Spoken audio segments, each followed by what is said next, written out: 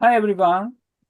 It's almost time, so we will soon start this first international whole brain architecture workshop. Please wait soon.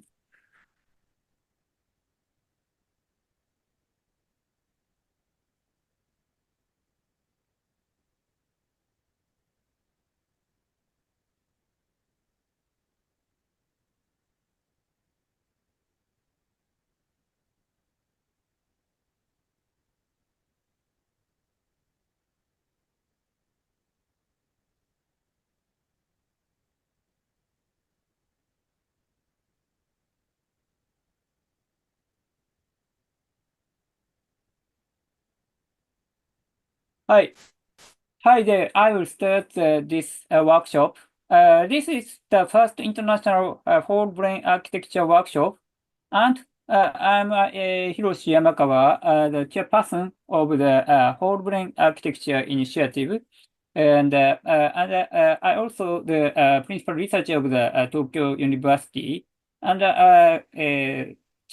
former chief editor of the Japan Society of Artificial Intelligence. And I have researched brain science and artificial intelligence about 30 years. So today we start this whole brain architecture workshop as this kind of general program. We have some remarks about this workshop, and after that, Kenji Doya will be presenting the keynote speech, and there are some guidance for the audience because this workshop has presenting some data of the brain architecture. So the Yoshimasa Tawatsuji has a presentation of the how to understand the data.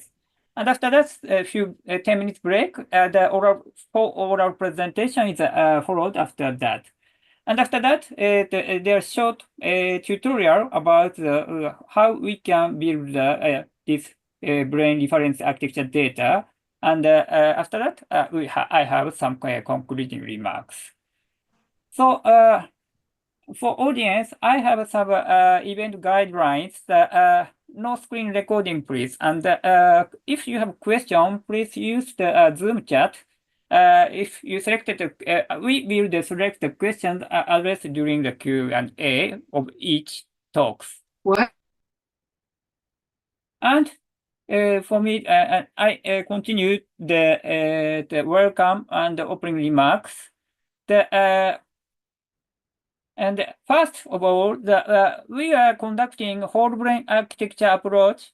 That is to create a human-like artificial general intelligence, AGI, by learning from the architecture of the entire brain. This idea is basically started in 2014 or 15. So, and this idea is mimicking the brain architecture and like brain. So we have a collection of the machine learning and other information processing system is built like a brain. So in this picture, only there are 5 modules, but in reality, we about 3,000 or 5,000 module is connected.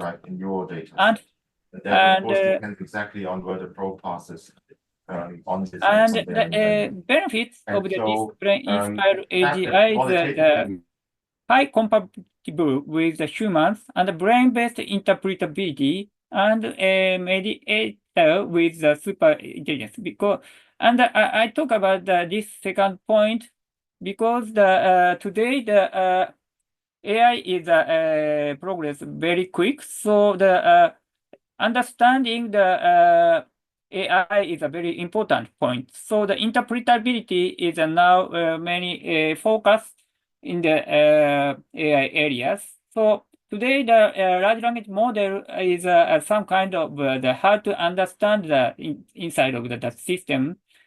But if we use the RLHF kind of system, so we can add the mask of that system, and it looks like a human, but in reality, inside is not, we cannot understand. but we use the brain-like AI. The inside of the mechanism is very similar to the human, so we can more understandable for that is very important point. So I shortly reviewed our progress of the WBA approach in WBAI. We have established about the 2015, and we aiming to the realizing it 2030 at that first point. And after that, we clarification of the we should promoting as that development as an NPO. And 2070, we have defined visions to create a world with AI exists in harmony with humanity. And after that, we establishing the design methodology based on the creating the specification for brain-inspired software, which we call now the BRA-driven development. After that, the LLMs emerged, so then the acceleration has occurred, the BRA-driven development. And 2023, we are more focused on the collaborative creating the publish and whole brain BRA. WBRA is important to create that is very important for humanity. So now we are doing this kind of development method. Basically, the BRA-driven development is we design the anatomical structure of the beef from the neuroscience data, and on that we build the hypothetical component diagram. This is the kind of functional description, and we implement that brain-inspired software. And we go back to the review process is opposite side. So this is the BRA-driven development. And now we are some publication related to the BRA-driven development. There are major publication of this method. So now we are trying to complete this project. So we have a roadmap, and at the 2027, we'd like to build the first WBRA. That's the specification of the brain at this era, and we'd like to version up this BRA after that. So our aim is collaboratively create and share the WBRA designs spec for human brain-like AGI until 2027. To do that, now we are making the brain reference architecture editorial system. That is the portal site for submitting the reviewing the publishing the BRA data, include the manuals, and they have some automated data check systems. So today, data is uploaded here, so that you can see some data from the this site, the BRA data. So at this way, this first international whole brain architecture workshop, our aim is the promotion of the international collaboration of the creating the BLA content, and promotion of the international utilization, such as the computational modeling using this BLA content. BLA content include the BLA data and that related papers. So this is the end of my talk. So next step is keynote speech from the Kenji Doya. So Kenji Doya is the talk about the digital brain project of the brain and mind 2.0. And he's a professor of Neurocomputation Unit, Okinawa Institute of Science and Technology Graduate University. And he studied reinforcement learning and probabilistic inference and how they are realizing the brain. he took his PhD 1991 and he at the University of Tokyo and worked as a postdoc at the UC San Diego and so at the Salk Institute and joined Advanced Telecommunication Research International ATR in 1994. And in 2004, he was appointed as the principal investigator of the OIST, and he established its undergraduate university in 2011. And he became a professor at several vice provost the research. Oh, you don't need to explain all these. It's so useless. Okay, so could you change to the speaker, Kenji Doya? Is okay? Maybe it's better to take questions to your introduction. I don't need 90 minutes for this my presentation. Yeah. Yes. So, or will there be more detailed explanation about your roadmap? Roadmap? Yes. The proposed plan about the WBA. Yes. Like this. So you have a question about this roadmap? Yeah. So this is a very simplified roadmap. So we are first building the brain information flow that is corresponding to the anatomical structure of the brain.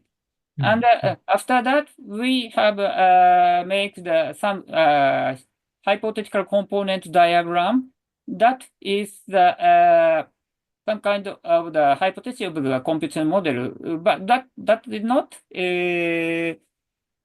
defined in detail. Something like software specification.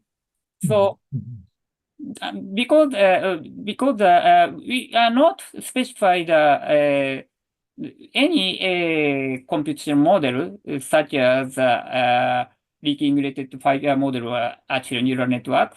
So we just define some abstract level of the modeling description in here. So after that, another researcher can develop based on that kind of abstract description is very useful for many types of the implementation research. And then to come up with the design spec in 2 years, how many people do you think we need? Here? Yeah. We think it depends on the how many hypotheses is needed is not predicted because this is a hypothesis. So some hypothesis is not so good. So we need to make the various hypotheses for one brain organs. One brain organ is a sum of brain organs. So we have to aggregate or align the many hypotheses. Is we should do that kind of alignment or aggregation. So if there are many hypotheses, we have a chance to more good hypothesis at all as a full brain. So anyway, we have to first cover almost whole brain. Of course, today's neuroscientific knowledge is not cover all the brain, but as we can, as possible as we can. So we'd like to build or whole the brain. So I think the collaborator about maybe the not so many, so 10 or something. That kind of intensive collaborator will cover the four brains in today's neuroscientific knowledge. So that's kind of my image of the scale of the collaboration. So is there any plan of applying some conventional AI for that process, or that is mostly done by human work and discussions?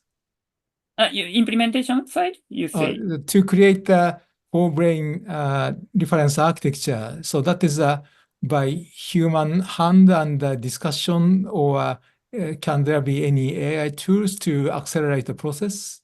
Yeah. That's a very good point. And of course, the 2 years ago, they are not a good large language model or something like that. But now we have today the language model is the level is going up day by day. So in first, we use the large language model to extract the knowledge from the papers. That is the first step.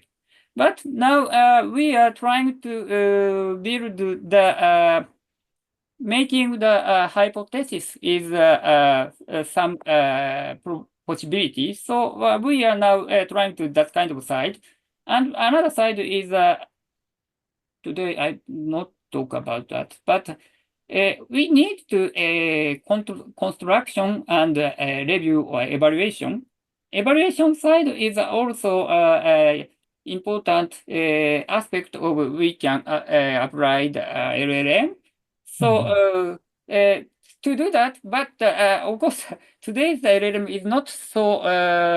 Today very they can use many knowledge, but they are not understand the なんていうか mechanism of the なんていうか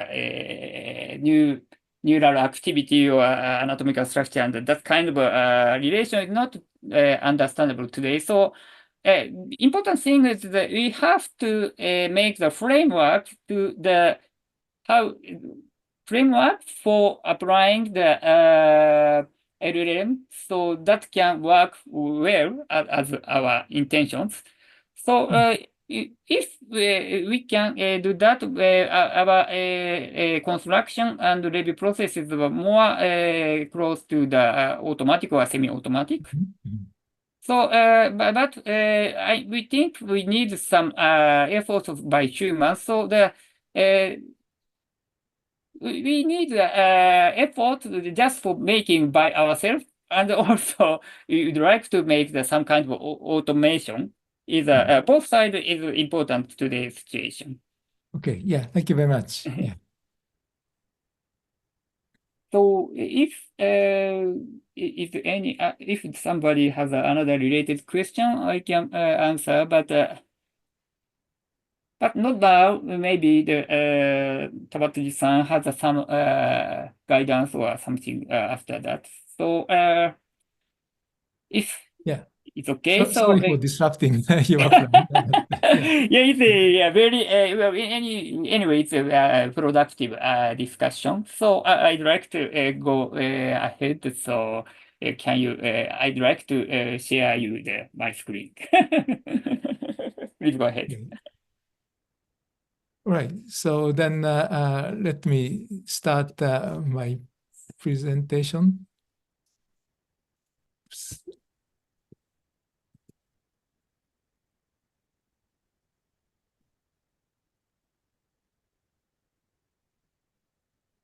Yeah, so can you see my screen?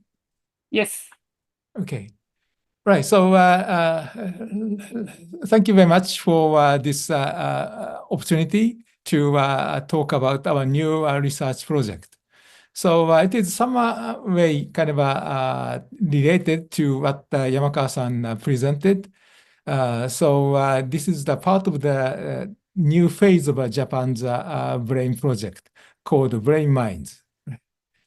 So the Brain Minds project started in 2013 as a 2014 as a 10-year project. And it just concluded last March, the first 10-year program. So this is the website of the project. So and then this program had two parts. One is called Brain Minds, focusing on the mapping the marmoset brain. And another is called Brain Minds Beyond, which focuses on the like a human brain research, mainly by the MRI. Yeah. So and then large-scale data gathering and sharing was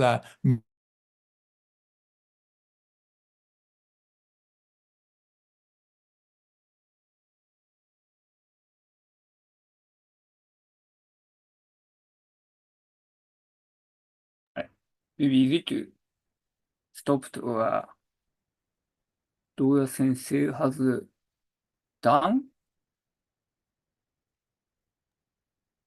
It seems.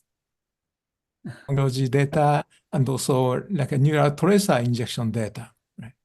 And many other data. And on the other hand, the Brain Minds Beyond also has its like a data portal, and then it makes a systematic gathering of mostly resting state functional MRI data from thousands of subjects in brain disorders like schizophrenia, autism, and then depression, together with like a control subjects. So that will be the important resource for example, application of machine learning for diagnosis and prediction of different brain disorders. Right. So yeah, some of the highlight from those databases is that tracer injection to the marmoset brain so that we can follow the projection of the axons from different parts of the cortex. So far, the data from the tracer injection in the prefrontal cortex has been made available, but the researchers finished mapping the entire cortex, and then the result of these tracing will come out soon. But based on these tracer injection, so people found that interesting like a type structure in the long-range connections from the prefrontal cortex. And then if you go to the site, you can use a kind of interactive map of the brain to see which part projects to which part. Yeah, and then some of the original like tracer images are also available. Right. So I am not involved in experiments, but we are kind of involved in data analysis and modeling. For example, one work we did with Carlos Gutierrez as the main researcher is use of the tracer injection data as a reference for the fiber tracking algorithm using diffusion MRI. Right?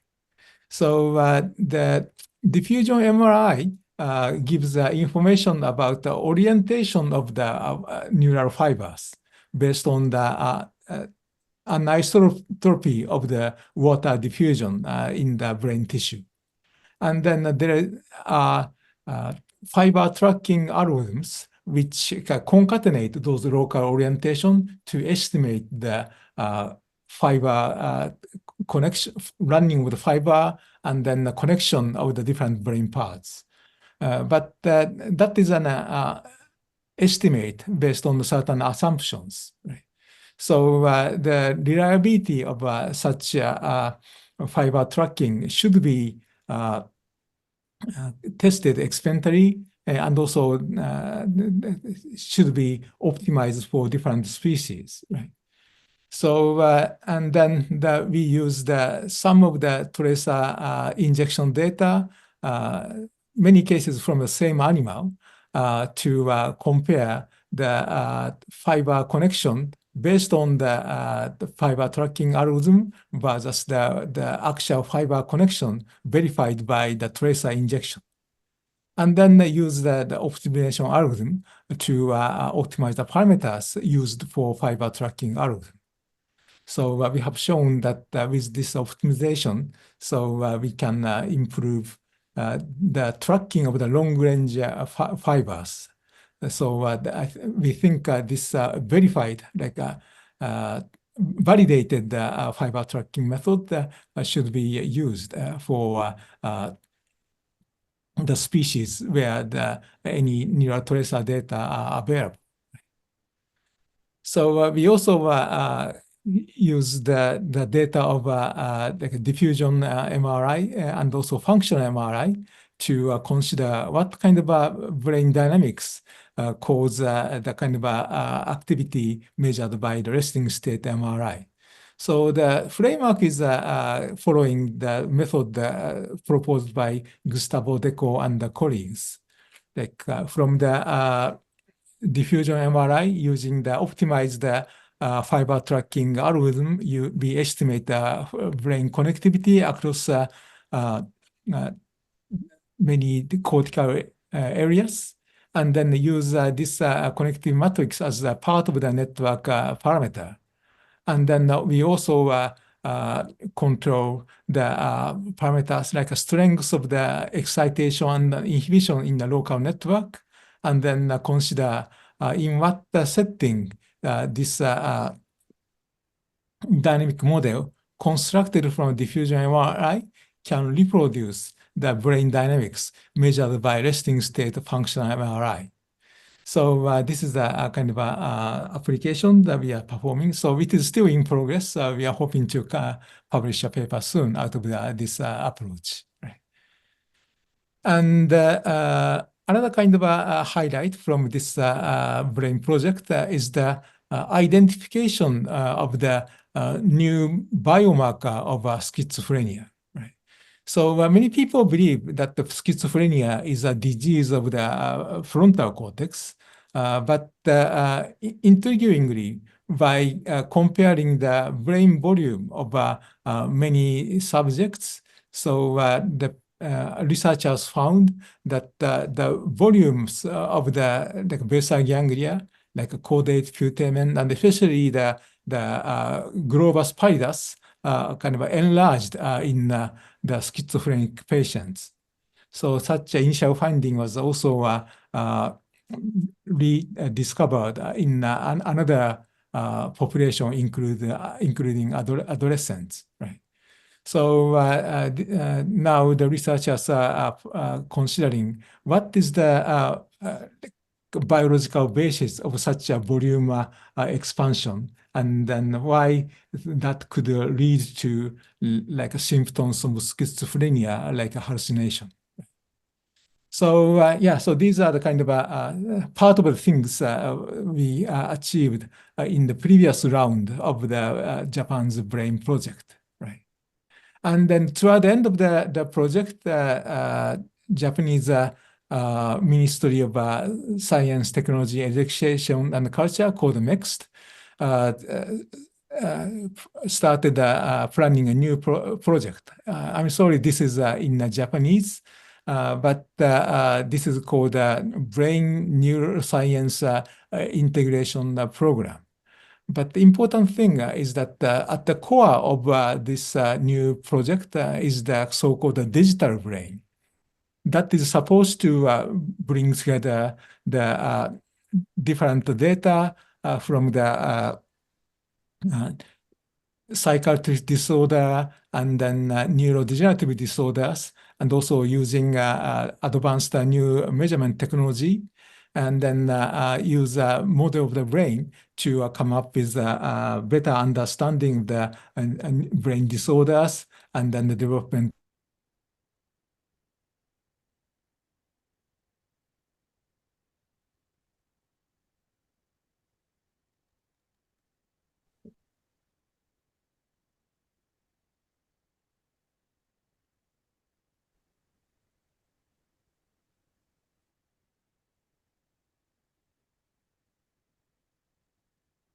Now is Doya-san is proposed the plan, and then I was recruited to their team, and then this was selected to get started in March this year. Right? And then in addition, so individual proposals for these 5 different subtopics now on call. The proposals were already closed, and now it is under review. And then it should have been selection was supposed to be announced in early July, but it is in mid-July. But still, I haven't heard if the result was like announced yet. Okay. But anyway, so this new program is being started, right? And then we can just created a kind of a tentative version of the website on like a Google site. So we are hoping to create a full-fledged website sometime soon. Right? And then among these 5 subtopics, I am kind of in charge of leading this digital brain development, right? So then to start with, we have to define what is a digital brain, right? So we kind of define it as a kind of as an integration of anatomical and physical and behavioral data into a mathematical model to reproduce brain dynamics and functions. So the one major aim is to reproduce the brain function in perception, motion, cognition, and so on, right? So this should be a contribution to the basic neuroscience, and hopefully the building of brain-inspired AI. The idea is very similar to what the WBAI aims at. And the second important aim is predict the effect of changes in the brain areas or cells or molecules. And then that will be a contribution to understanding of the brain disorders based on the causes in different levels. Right? So, and because this grant was called from the AMED, the Advanced Medical Research Institute, which was used to be called the Japanese NIH, right? So we need to come up with some kind of a result of clinical relevance, right? Okay, so in this like a general aim of the digital brain, so we thought about what we can do in 6 years, right? So the primary goal of this digital brain project is to produce kind of software for building the digital brains and make it openly available. And then make one such instantiation available in the online platform so people can utilize it by themselves. So the idea is that we need to produce some kind of a short-term outcome, but if the effort is just finished in 6 years, that is wasteful. We have to produce some kind of a platform which can continue to be used and continue to evolve, so even after 6 years. And then using such a tool, we need to come up with some concrete outcome, right? So for the brain function, we hope to better understand the network mechanism behind the reinforcement learning and Bayesian inference, which are supposed to be major function of the brain, and then which I'm personally very much interested in. And also, we need to produce something useful for clinical applications. So the one would be like for the neurodegenerative disorders, like propagation of pathogenic proteins have been considered as a major mechanism of brain disorder progression. So we hope to create some model regarding that. And then another thing is the understanding of the psychiatric disorders like schizophrenia based on this digital brain models, right? Yes. So and then the having a complete digital brain in 60 years is impractical. So we will focus on the building mathematical and computational tools, and then demonstrate their usefulness, at least some of the function of the brain, and at least some of the disorders, which are important. So, and then hopefully we can complement our effort with the whole brain architecture initiative, which want to come up with a whole brain architecture and then functioning of the brain. Right. So, and we have a lot of participants already in the core organization, including RIKEN, University of Tokyo, Kyoto University, National Center of Psychiatric Research, and then ATR. So they produce a lot of data about the brain structure, for example, functional structure MRI and gene expression, and also they can have a like you can use a PET to visualize the expression of different molecules, including those involved in brain disorders. And also these days by the tracer injection and then diffusion MRI, we can have the connectome of different species, right? So the major species will be like mice, marmosets, macaque, and humans, right? So the important aspect of this digital brain building is to come up with a tool to map the finding in a different species in the common space, and hopefully produce a model which is relevant for human brain function and brain disorders. And then project also will produce a lot of activity data from MRI and then ECG, and also more fine scale like optical calcium imaging data.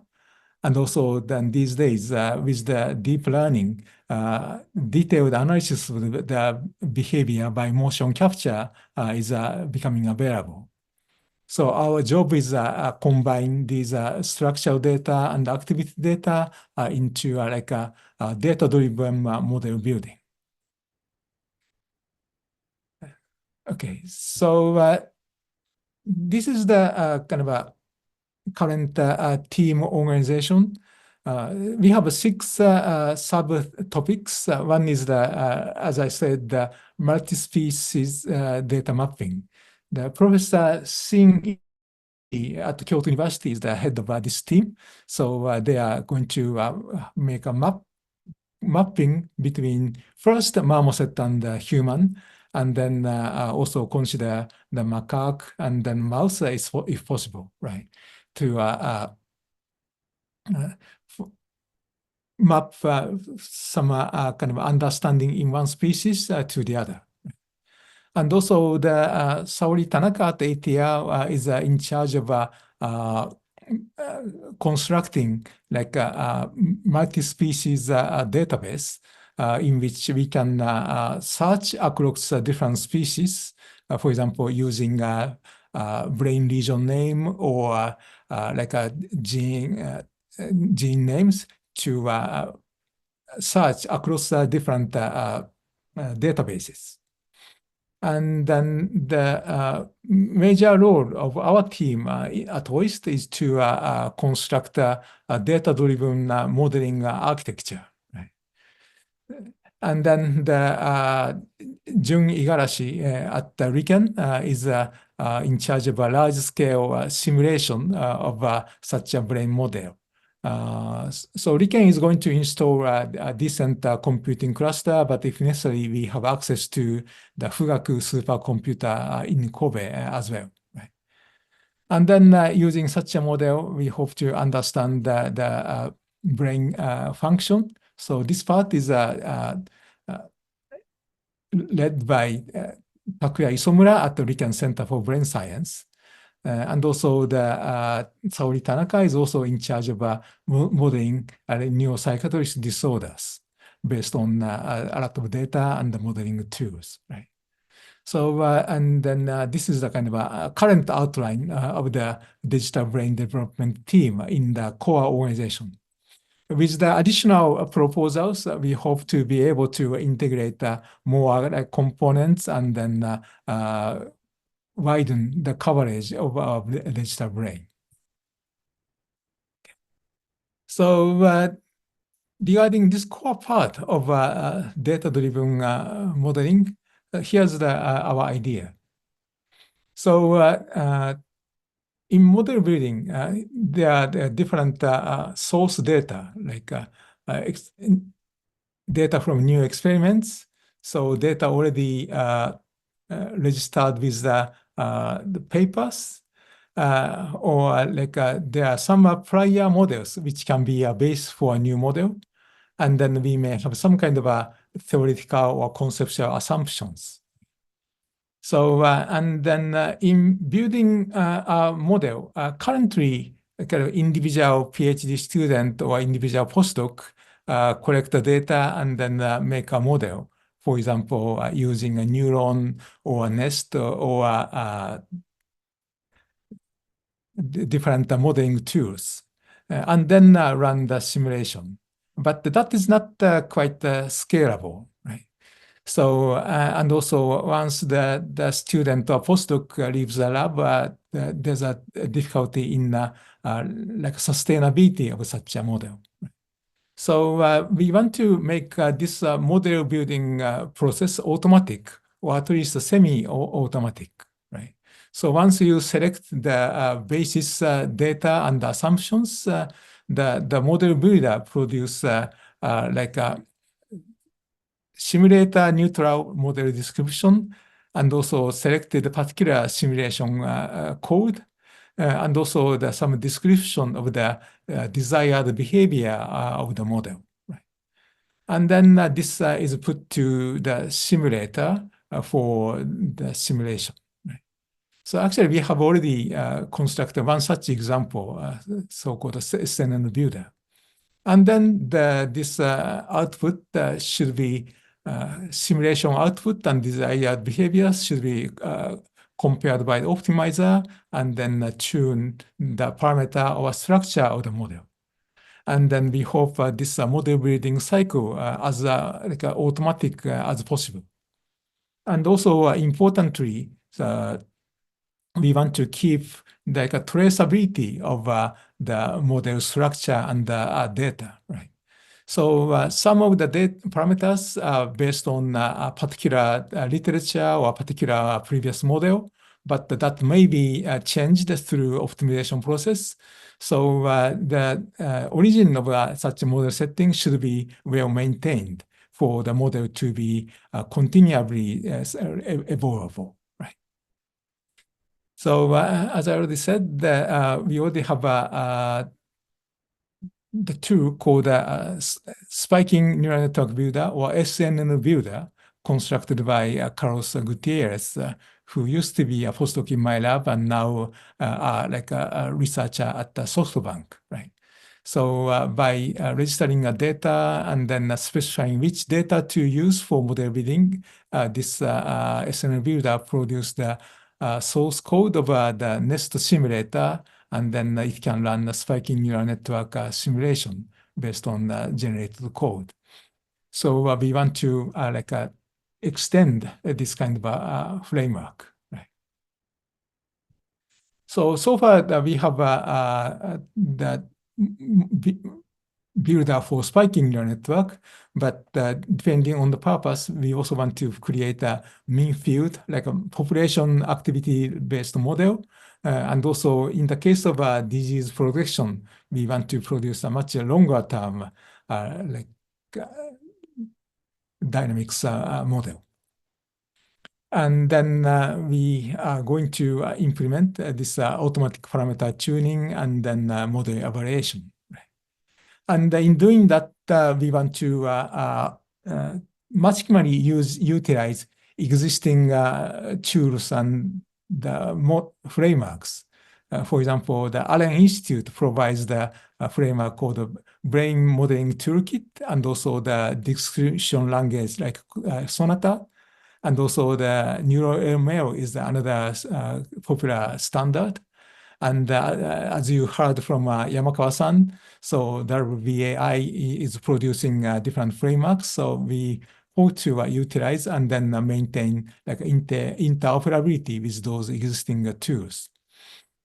And also in model building, so we should utilize the recent progress in large language models.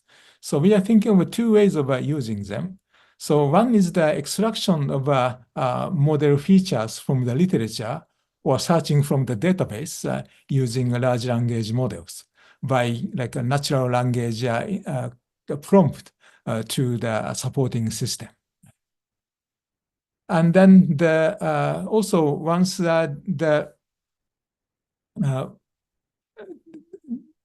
different parameters are collected, so building a particular model or running of a particular simulation, so that also needs a lot of experience if we need to do it by writing a script. But as these days, we can write a decent Python program using a natural language prompt. So we should create like a large language model tools to assist our digital brain building based on the data and the needs of the individual researchers. So that is something we are hoping to do in the coming already less than 6 years, right? Okay. And then by utilizing these tools, we need to produce some kind of concrete outputs. So one is the understanding of the Bayesian inference and reinforcement learning. So for those, we have connectome data of the cortex, and then in the new project, we are going to have a connectome of the subcortical areas as well. And then in RICAN, the Masanori Murayama-san has a wide field two-photon calcium imaging setup. So based on such a structure and the activity, we would kind of test the kind of models of the implementation of the Bayesian inference and reinforcement learning in the cortex and then the subcortical circuits. Okay. So I proposed like a speculative model of how the Bayesian inference and then optimal control may be implemented in the cortical circuit. And also the Isomura-san has his own reverse engineering methods for understanding the computation performed by the cortical, performed by the neural circuit based on the activity measurement. So we implement some of these algorithms into our digital brain modeling tool, and also with the data-driven modeling, whether the kind of models we previously proposed are justified or not. So that, and then explore the more realistic model of the implementation of the reinforcement learning and Bayesian inference in the brain circuit. Okay, so yeah, this is also similar to the aim of our new Kakenhi project on the unified theory of prediction and action, in which Takuya Ikusunowa-san is the chief of the project. So kind of a synergy would be expected in this topic. And the second target is like a psychiatric disorders. So as I explained, in the previous brain project, people found that enlargement of the basal ganglia can be a biomarker of one type of schizophrenia, right? So, and then people are now investigating the biological mechanism behind that. So, one interesting result reported by Sho Yagishita's group at the University of Tokyo is that in the basal ganglia, there's two pathways, direct pathway and the indirect pathways. And the indirect pathways uses dopamine D2 receptors, so which detect a dip in the dopamine signaling. And then the hyperdopaminergic state will disrupt such a detection of the dopamine dip. So they propose that can be a kind of a mechanism behind overgeneralization or something like a hallucination. Right? So and then such a model based on the deficiency of detecting a dopamine dip can be a basis for our model building. And we also previously produced like a detailed circuit model of basal ganglia. We can build on this kind of a model, and together with the digital brain tools, we hope to be able to reproduce some of the feature of the at least one subtype of the schizophrenia. And also the neurodegenerative disorders, like propagation of pathogenic protein like amyloid beta or tau protein or alpha-synuclein is recently identified as the major mechanism of those disease progression. So then we can use the connectome data and also the brain dynamics measured by resting MRI to build a whole brain activity and the proliferation model. So in this aspect, Jakob Vogels in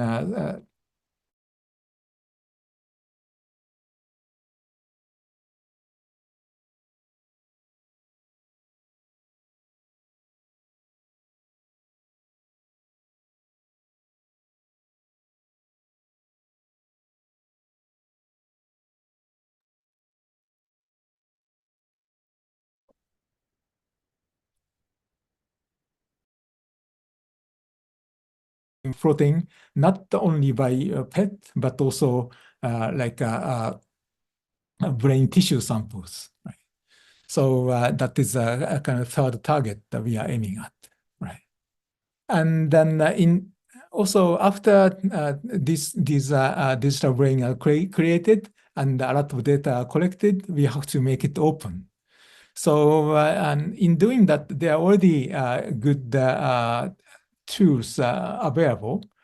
For example, Europe produced the e-brains, and then US brain initiatives produce different tools, including those implemented in the Dundee archive. We hope to have like an international collaboration to those leading projects to like best utilize the open component of these existing tools. And in conclusion,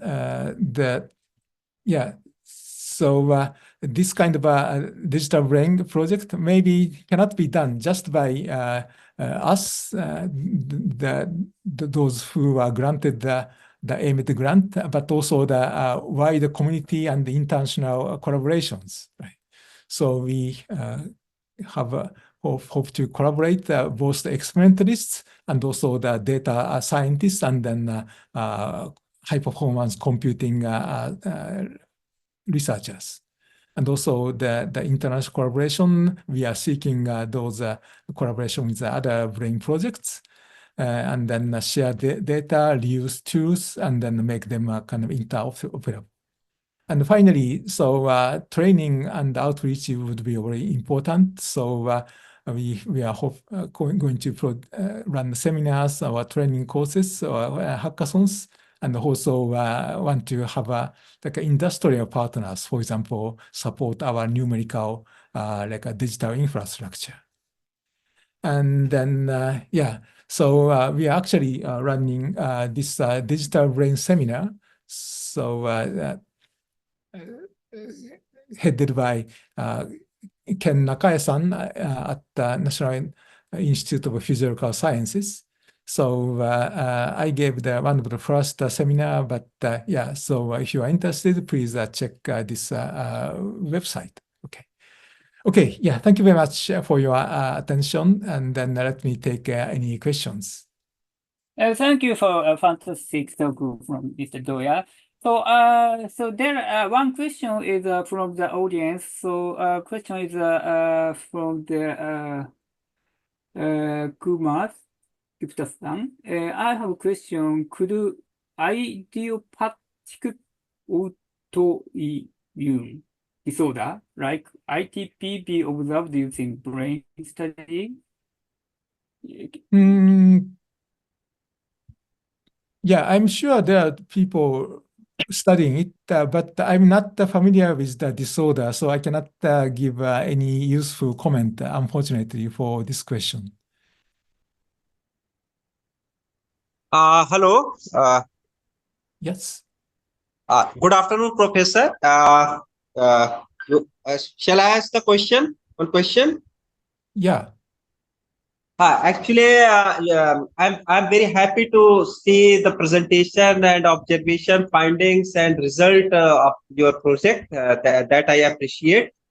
The basic question from my side is sometimes idiopathic disease are there. Idiopathic means the nature or character of the disease could not be identified by the medical science so far. That means the neural signals, the signals capacity, signals frequency could not be identified so far. So could brain study can help in idiopathic immune disorder, because in immune disorder system starts considering the object as the foreign particle and start fighting with the body itself.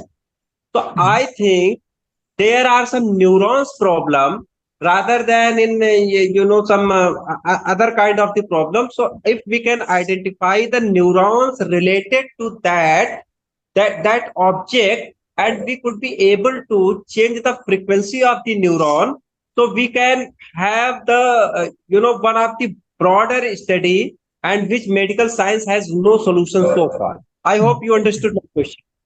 Yeah, so our digital brain hope to be able to help for the therapy of currently understudied or like unknown disease of unknown causes. But in the first 6 years, we would first focus on the like a feasibility of this tool chain. So we would start with the kind of disorders which were quite well studied, like a schizophrenia or like a Parkinson's disease or Alzheimer's disease. But after once the usefulness of this digital brain framework is verified, so there may be some way to apply it to other disorders as well. And we hope that not in the immediate future, but in the long future, so this too will be helpful for different disorders like idiopathic autoimmune disorders. Thank you, Professor. Can you please share your email ID, because I have some findings, I have some data information related to this study, so I could share with you for the further research purpose or further new finding for the benefit of the society and the world. Okay, thank you. Thank you. Good discussion, and it's almost time. So, and thank you again for the Mr. Doya, and we'd like to go to the next session. Thank you. Thank you very much. Thank you. So next step is something the guide for the audience, because today we will some for presentation after this break. So before that, Yoshimasa Tawatsuji, who is the member of the WAI, has some short presentation about how can we read the BRA data to understand. So could you, it's okay. So please go ahead, Mr. Tawatsuji.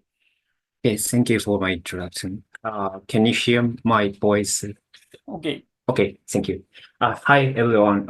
Thank you for participating today. I would like to share some essential primary information before the presentation on BRA data.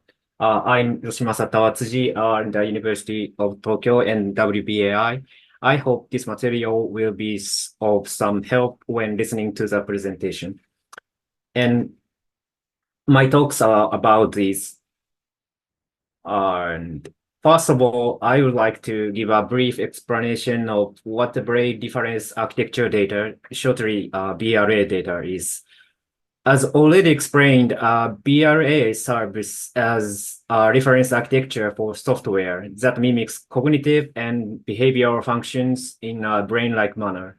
BRA consists of BIF, which is information about neural circuits and connectivity, and HCD and FRG, which is information about the functions realized by these neural circuits. In the next slides, 2 slides, I briefly explains BIF, HCD, and FRG. And here I will briefly explain the design methodology of BRA data known as the structure-constrained interface decomposition method, shortly SCIT method. Main first step is brain information flow, BIF. It means neural connectivity and registering and previously creation of hypothetical component diagram. This data is from neuroscience paper and data, and it's constructed. And this step includes surveying anatomical knowledge in specific brain region called ROI, region of interest, and then aligning ROI and TLF. TLF means top-level function, creation of a previously component diagram with the construction of FRG. I will explain the FRG in the next slide. After construction of HCD, hypothetical component diagram, and FRG is conducted, rejecting the diagrams that are inconsistent with scientific knowledge. And I will explain what is FRG. FRG means function realization graph.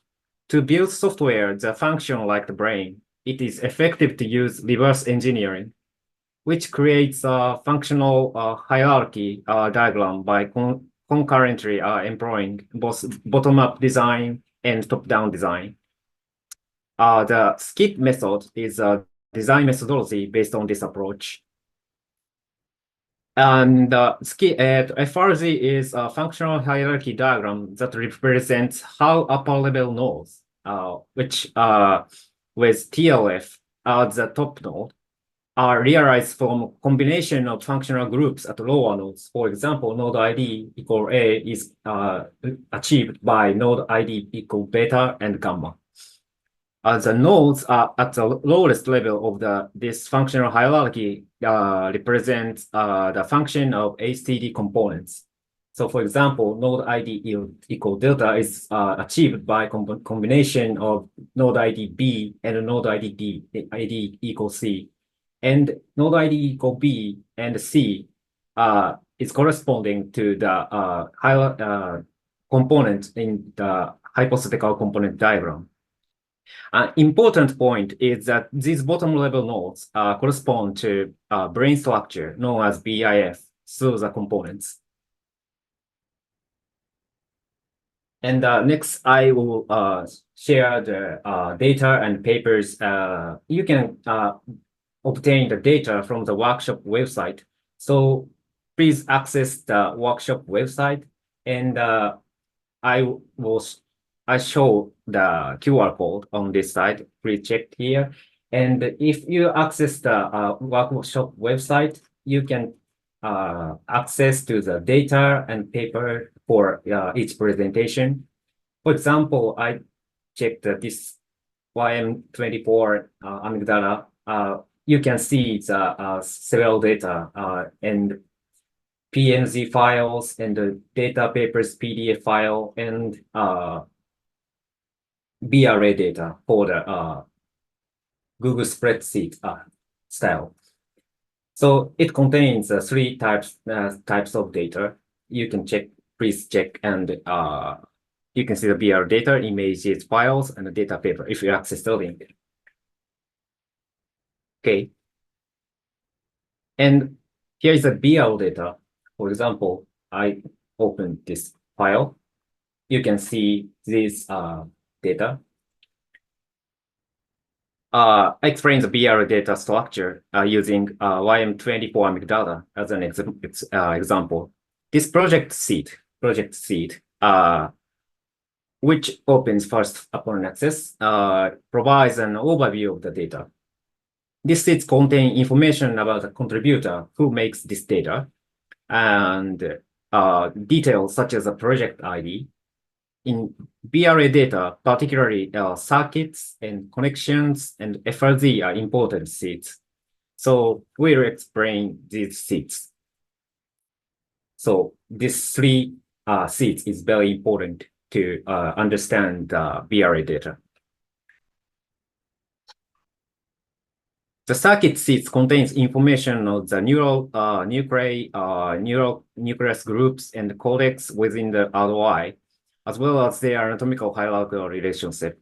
The data below the yellow line at the bottom of the seeds are pre-registered as whole beef. This data is registered based on the anatomical structure recorded in Allen Institute's DHBA. Contributors, while referring to BIF, registers new circuits as needed. For example, the low-level INADM, it is here. INADM indicates that there is a circuit within the ID INADM within the ROI, and various information about this circuit is registered as noted in the names column. This circuit represents a dorsal cluster of medial ITC. The existence of this circuit is demonstrated in Hagiwara 2021 here. And INADM is graph order number is 1824 in the DHBA, which represents the ITC.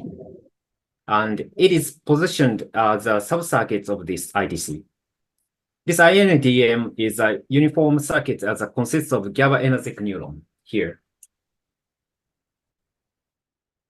And next, connection seeds registers the connections between circuits listed in the circuit seed.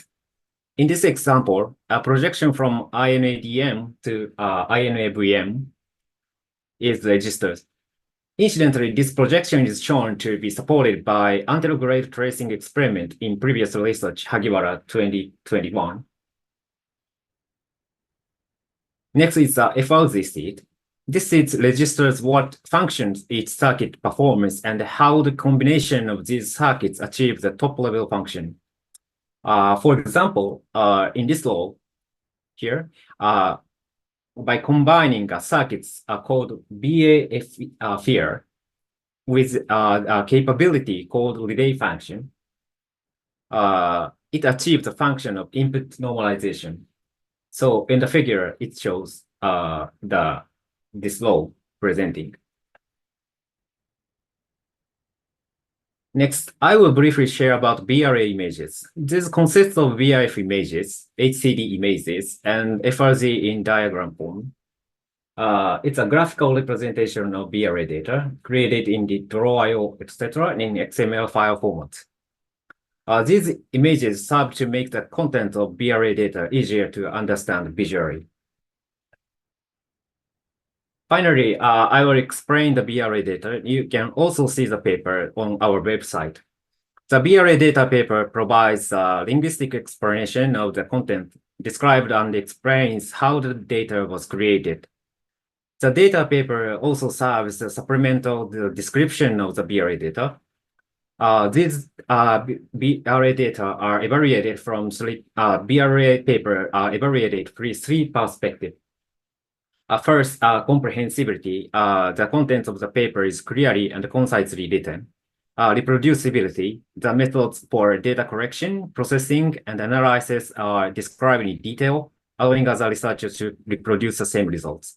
And third, transparency. The process of constructing the dataset and the tools and the techniques used are thoroughly explained, making the entire research process clear.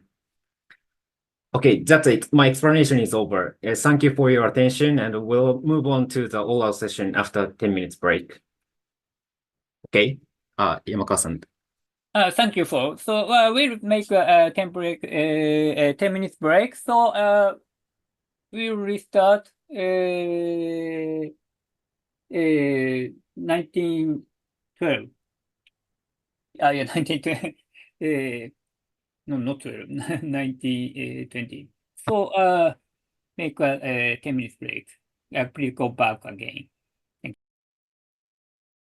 It's almost time, so let's move on to the presentation session. Our questions should be submitted via Zoom chat. I will select some questions during Q&A. The presentation will be 15 minutes long, followed by 5 minutes Q&A session. If you have any question, please ask them in the chat. And there will be no bell, so please keep track of the time for presenters. And for the first presentation is Yudai Suzuki from University of Tokyo, and data for brain difference architecture of YS24 longitudinally segmented distal CA1 and peripherally. So please ready for your presentation.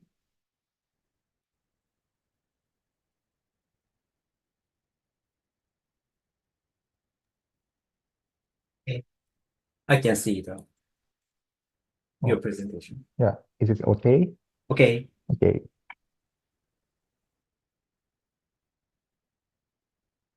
Okay, so let's start. The title is like here, data for brain difference architecture of YS24 longitudinally segmented distal CA1 and periphery. First, I'm going to explain an overview.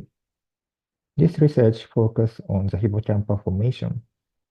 The hippocampal formation has a crucial role in learning, memory, and spatial navigation. The area of the hippocampal formation that we covered is shown here. The areas are DG, CS3, CA1, S, and LEC, and 4 of these are ROI.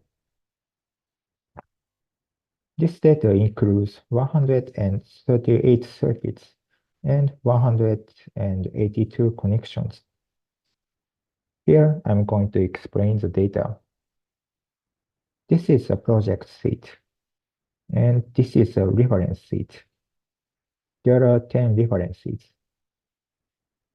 And this is a circuit seat. There are 138 circuits here. And this is a connection seat.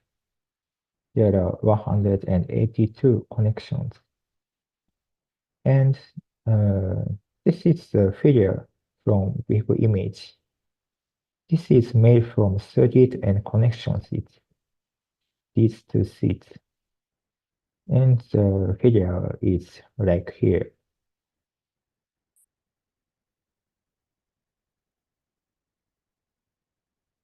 And next, I'm going to move on to explanation of the method. First, I'm going to explain the sampling strategy. The literature was surveyed by the others, including experts in anatomy. These references presented here were utilized. And next, I'm going to explain an overview of the method. First, we consider the hippocampal formation by dividing it into 3 axes. All right.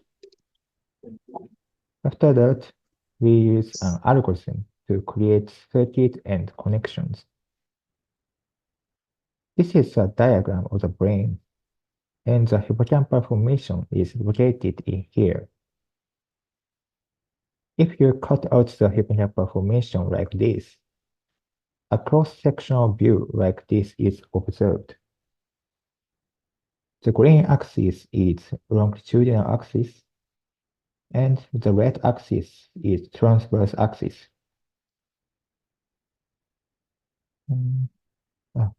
Okay. And the blue axis is laminar organization. First, I'm going to consider the hippocampal formation by dividing it into these 3 axes. Next, I'm going to create circuit and connection using this algorithm. Both have 4 types of inputs, which were created using the algorithm shown here. In 4 inputs, these 3 inputs related to these 3 axes, and the 4th inputs, circuit region and connection region, relate to the region, the information of region. And next, I'm going to explain the details of the method. First, I'm going to consider the correspondence of connections in longitudinal axis of the hippocampal formation. It is this green axis. First, longitudinal axis of the hippocampal formation was divided into 3: septal, intermediate, and temporal. And in this figure, here, the projection from DG to CS3 is shown. And it can be seen that there is a correspondence between the projections of DG septal to CS3 septal, intermediate to intermediate, and temporal to temporal. The projection from CA3 to CA1 is the same, for we can see that there is a projection correspondence between septal to septal, intermediate to intermediate, and temporal to temporal. These correspondences, or topologies, are also found in other hippocampal formations, like this figure and this figure.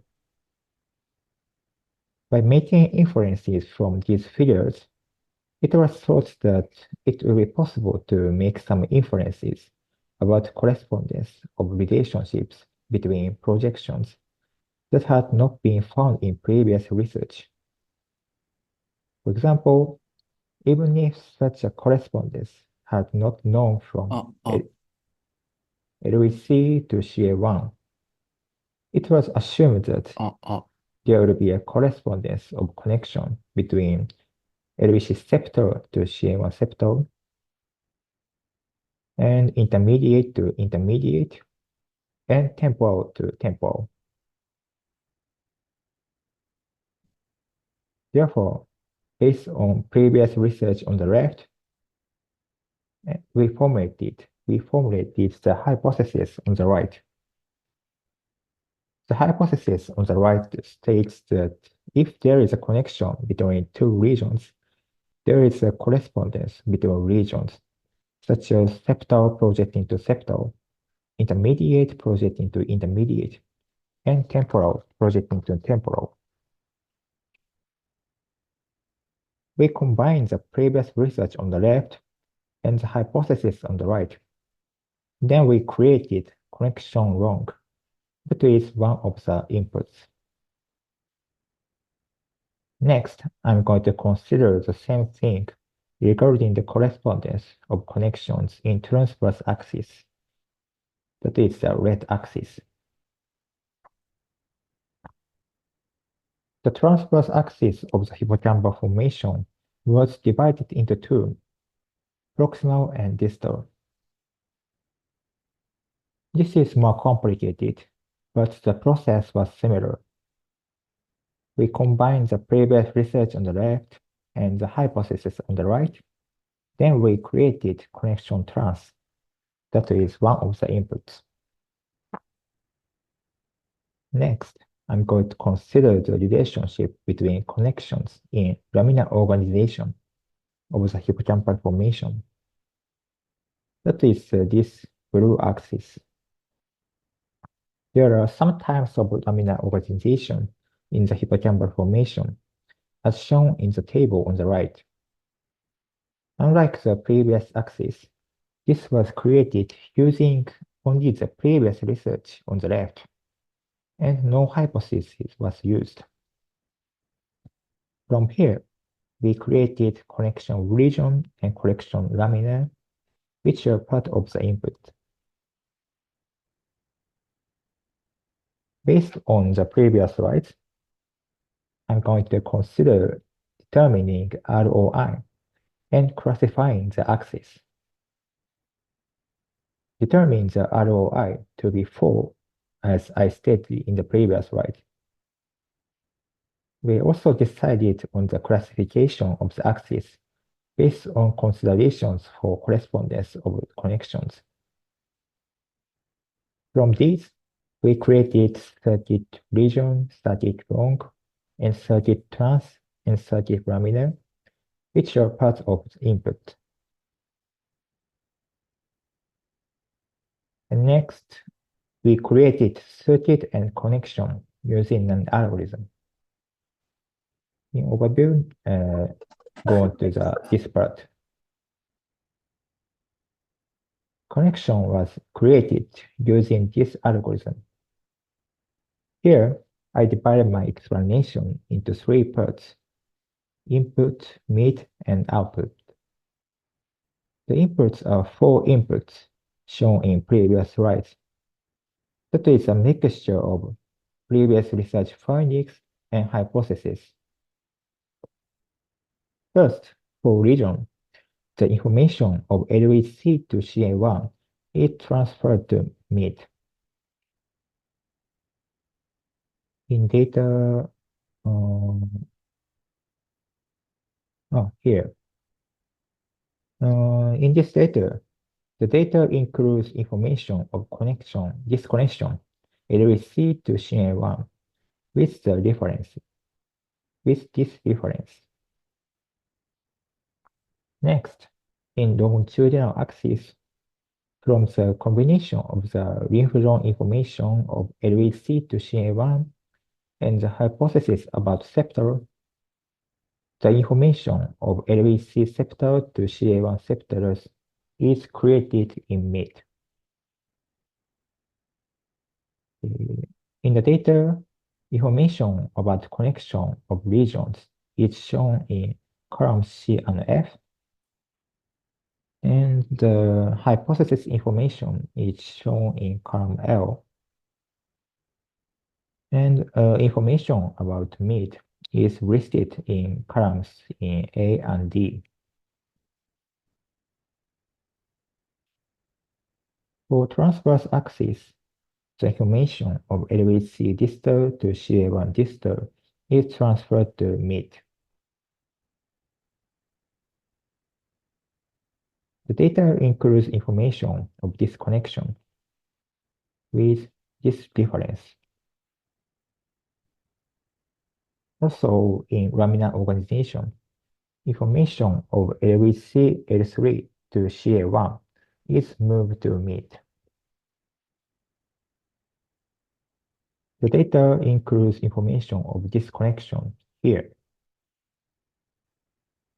And from mid to output, by multiplying these 4 parts of information, the output LHC septal distal L3 to CA1 septal distals is created. In the data here, the information of connection from LHC SD L3 to CA1 SD is here. And the information of multiplication is in column L.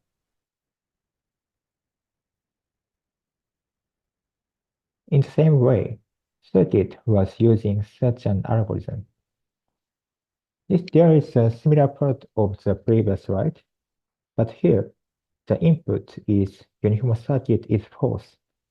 And from these four parts of information, LEC SDL3 is created with uniform circuit is true. In the data here, the information of LEC is registered with uniform circuit is false. But here,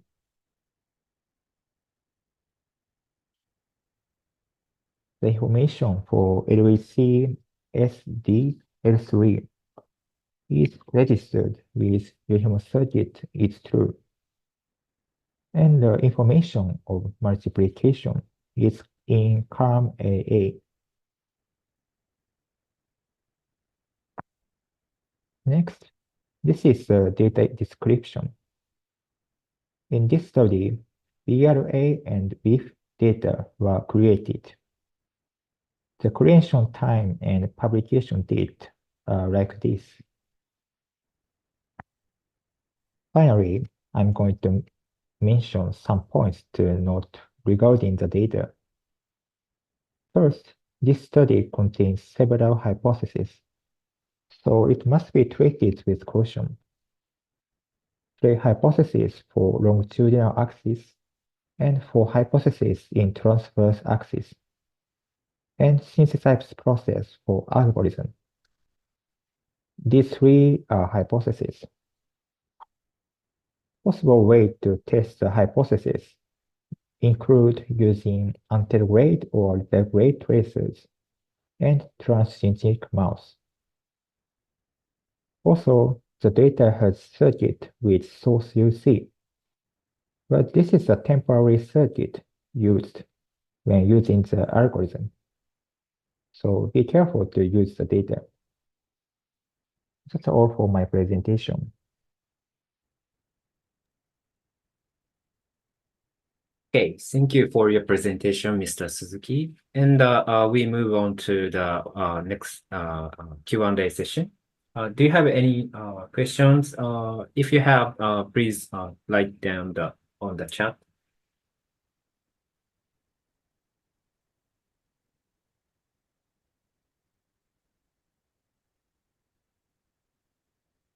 Okay, Dr. Coburn. So this is only connectomics data curated from Benkovsky. How about that?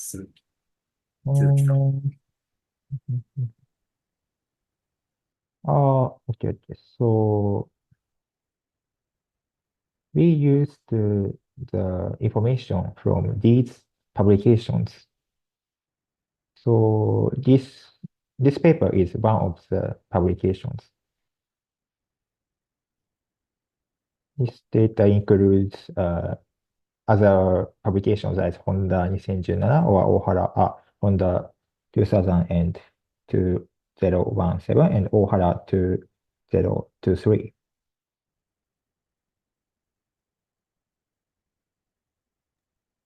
Okay, thank you. Your question. Do you have any other questions? Or I have a question. How about the papers which is not included in this BRA data? Have you confirmed any other previous researches or not yet?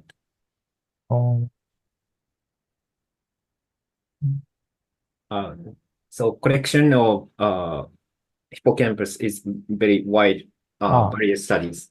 So yeah. how to decide these are to use these previous researches?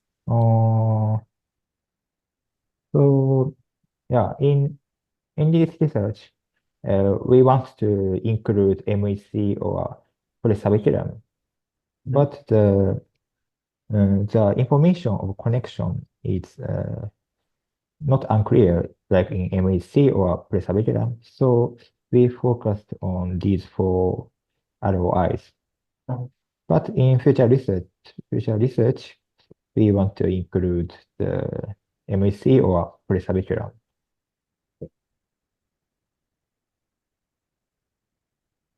Thank you. Do you have any questions? I have one short questions here. I can receive one short question. Do you have any questions?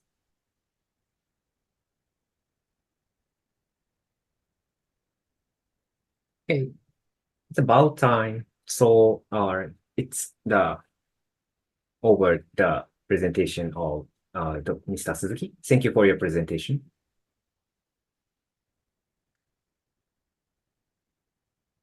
Okay, next presentation is by Maruyama, Yohei Maruyama, and title is Data for Brain Difference Architecture of YM24 Amygdala. If you are ready to start, please make a presentation.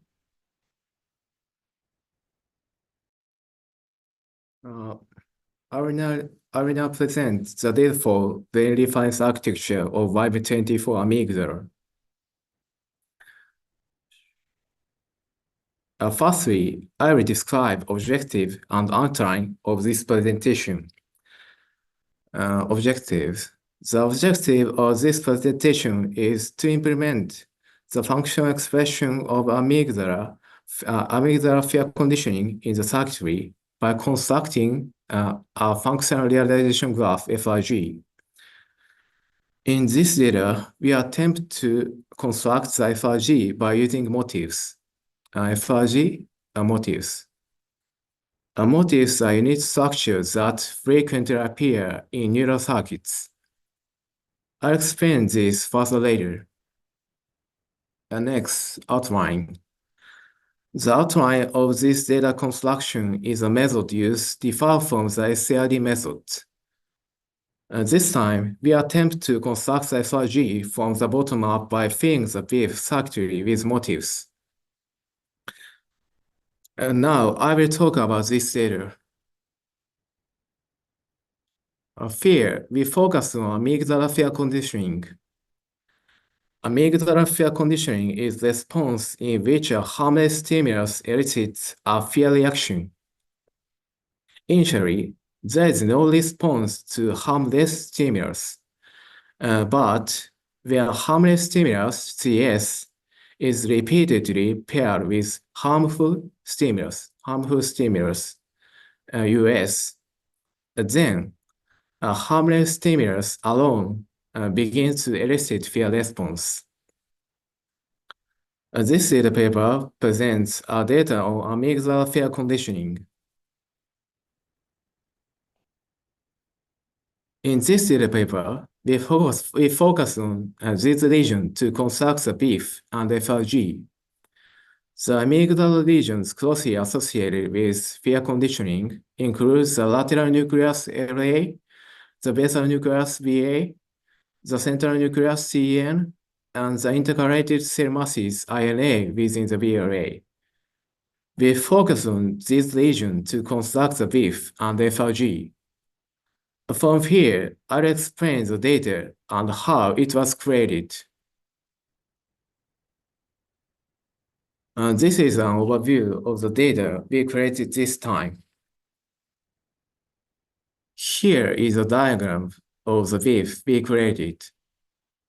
The data is included with the BLA dataset.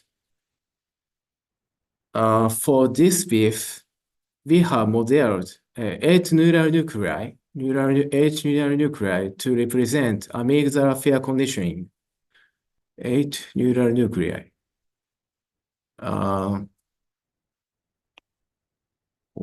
Eight neural nuclei. This is data 1, 2, 3, 4, 5, 6, 7, 8 neural nuclei. Additionally, we have modeled 40 connections between these neural nuclei. 40 connections. These are 40 connection data points used to create the BIF. 40 connections.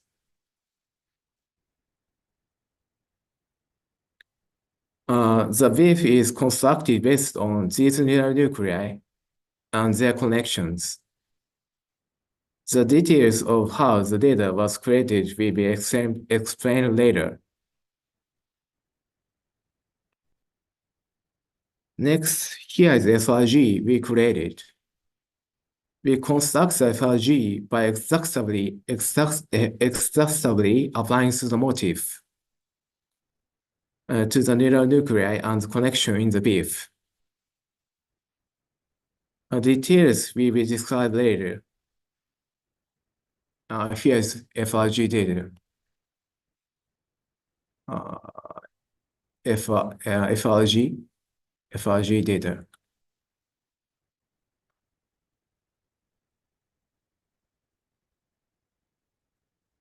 Next, I'll describe the process of how data was created.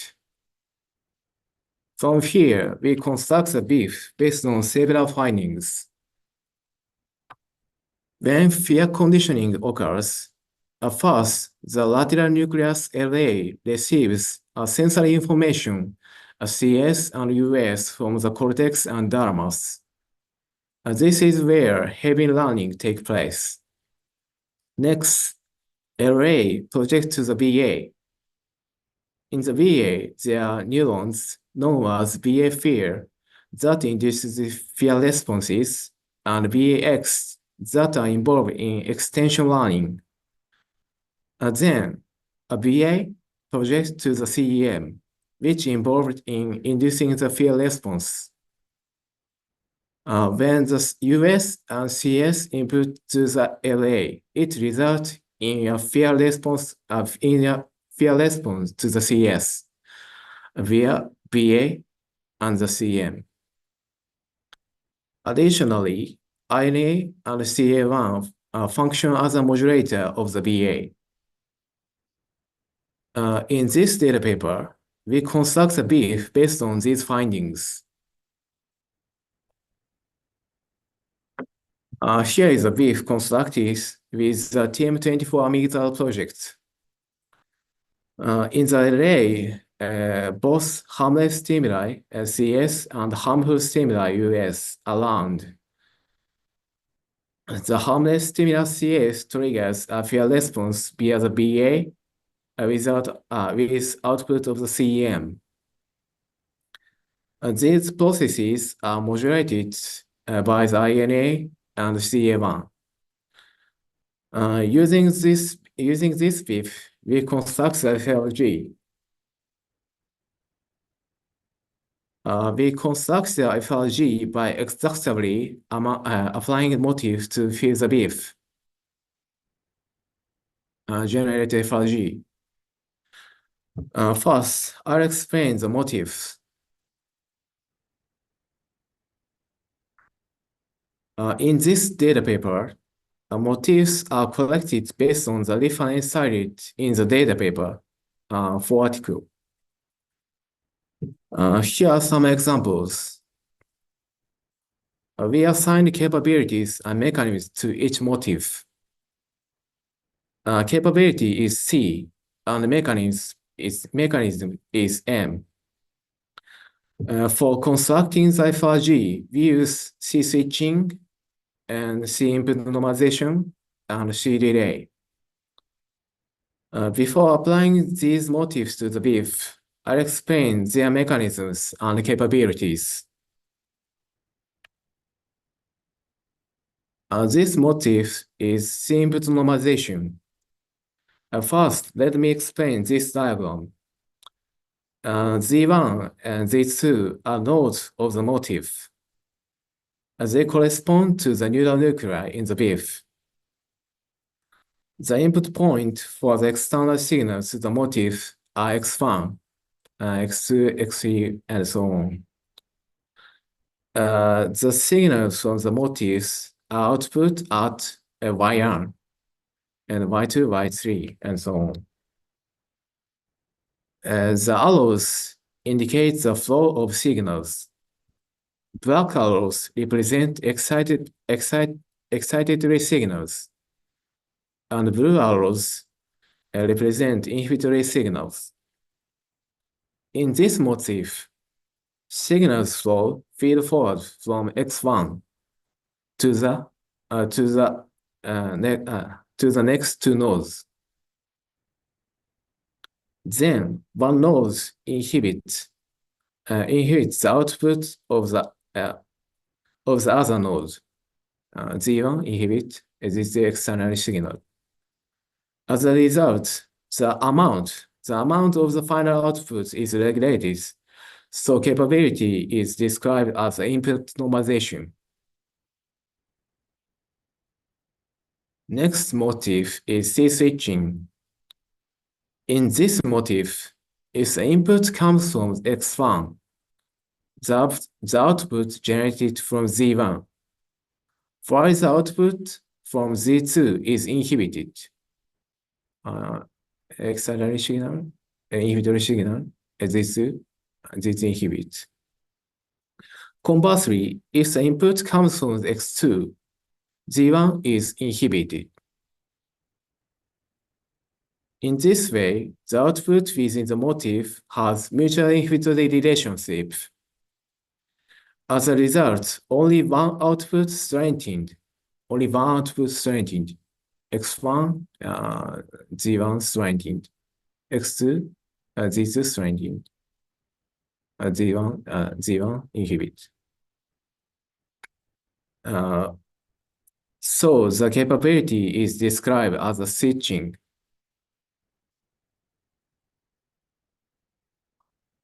This is an example of the final motifs of C relay. The motif is simple, with the input flowing straight downstream. Since the signal is simply passed along, the capability is named relay. This time, by applying motifs to the BIF one by one, we found that these motifs could be utilized.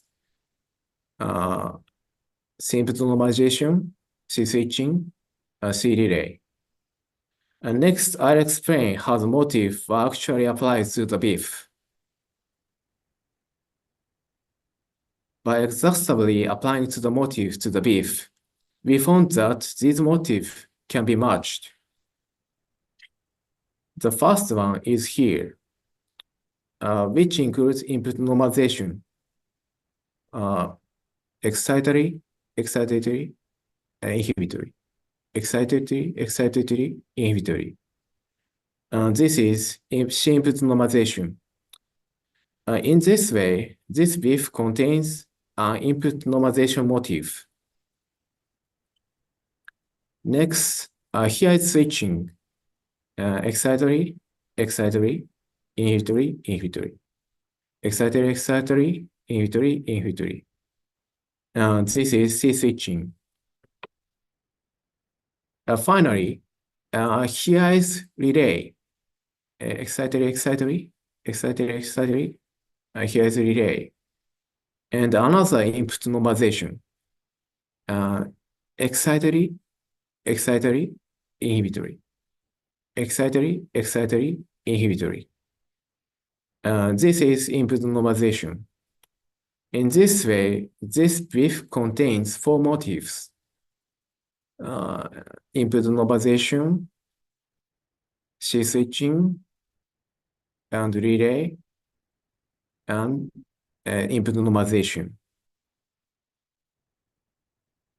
By applying the motifs to the BIF of amygdala fair conditioning and building up their function, the FRG is constructing as follows.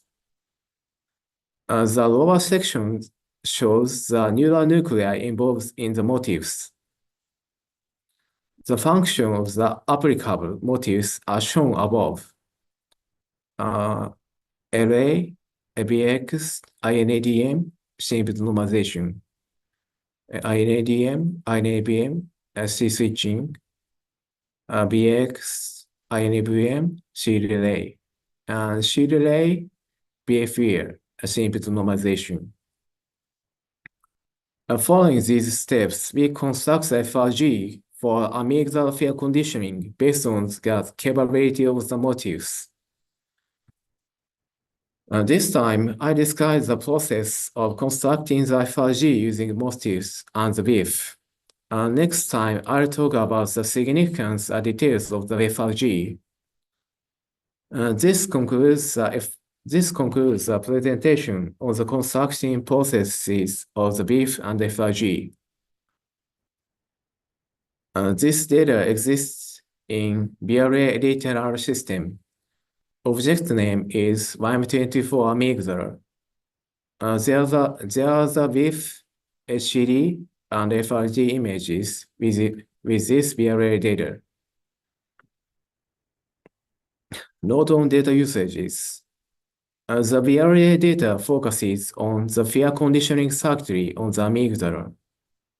The BIF is constructed based on the references within the BRA data. This data suggests hypothetical FRGs, so careful consideration should be taken when utilizing this data.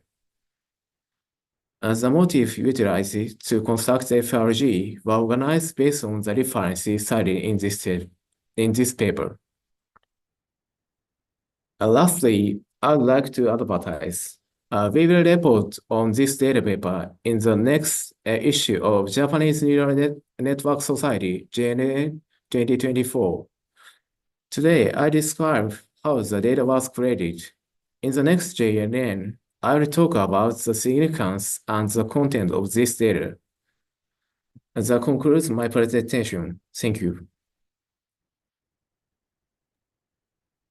Okay, thank you for your presentation, Mr. Maruyama. And do you have any questions? Please write them on the chat.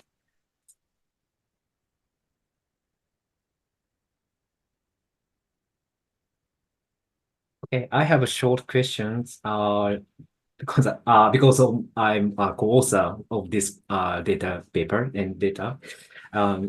But I actually I'm very interested in the neural motifs, and I wonder how many types of motif will be used to understand the cognitive functions or very higher level functions.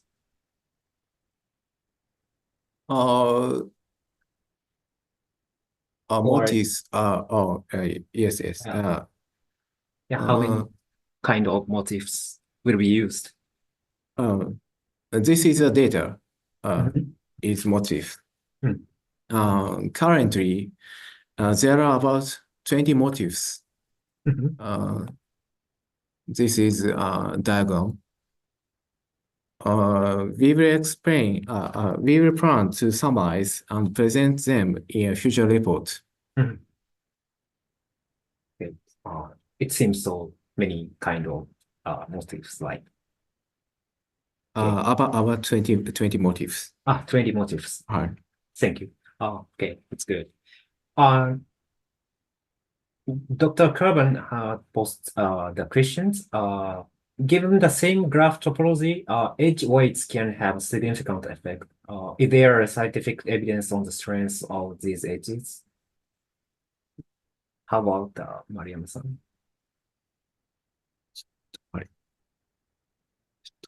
見えない。Give the same graph topologies. Give the same graph topologies.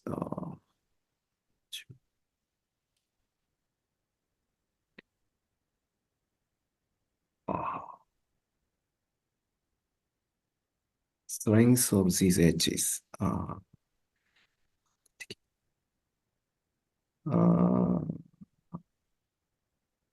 I think there are.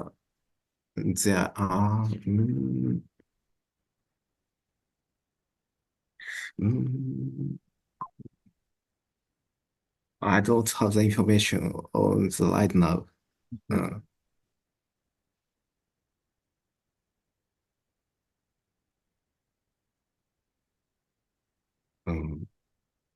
For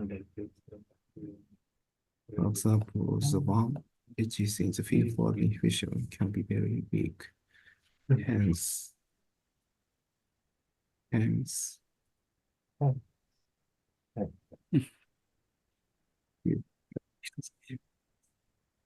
It's very important. Oh, it's new.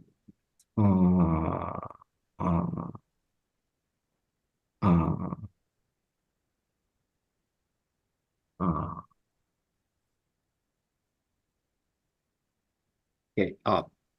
As a co-author of this data, I'm very interested in this point, and it is very difficult. And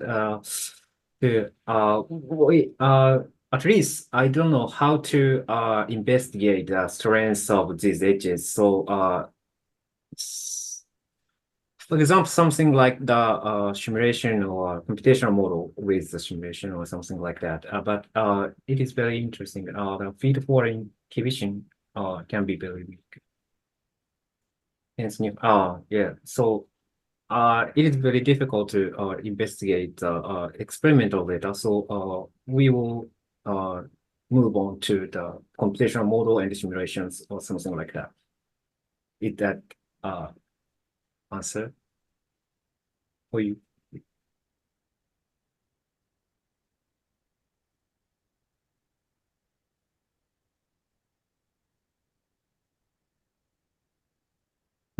Number 5 is distance. Okay. It's very good suggestions. Thank you for your information. Okay, it's okay to Mariama-san. Okay. Thank you for your questions and nice comments on the presentations. And now is the time, so we will move on to the next presentations. Thank you for presentation, Mariam-san. Thank you. Okay, next presentation is, Nayuta Mizuguchi, and the title is Data for Brain Difference Architecture of NM24 Vestibulo-ocular Reflex. So if you're ready, please make a presentation. And sorry, Mr. Maruyama, please stop your presentation. Sharing. Okay, thank you. Okay, so yeah, can see this slide. Okay. So now I start my presentation. It's like the data for brain BRA of vestibulo-ocular reflex, or VOR. And now I first describe the data description, which is BRA image and BIF and HCD and FRZ and data as shown in here. And first, I explain the context, and this is about the BOR, one of the most key components of eye movements, and biologically, it's an important automatic biological reaction that maintains visual stability in response to the sudden or sudden head movements. And this is about the BOR, and next, I will explain how to construct each BRA data. And lastly, I'll explain the several hypotheses about especially new and anatomical structures in some nuclei based on the B4HCD. Now I show the datasheet, datasheet and BRA image. Yes. Now we have the 45 sockets and 42 connections addressed in this study right here. And BIF image is shown here and in here. And I will return it later for further explanation. And BIF image is, it's constructed based on these sockets and connections, and especially in this research, we defined the 7 ROIs which is MVE and PLH, 3N, 4N, 6N, and ARN, and MNS, and these are abbreviations. Yes, and I just explain some BIF image here or here. And yeah, the semicanals in the inner ear actually project to the brainstem nuclei through the vestibular nucleus here. And the input from the canals is received by the MVE, and the input is a head velocity, and which projects to the PLH and 6N and 3N and 4N. And the VOR is actually has a relationship with a horizontal subcase.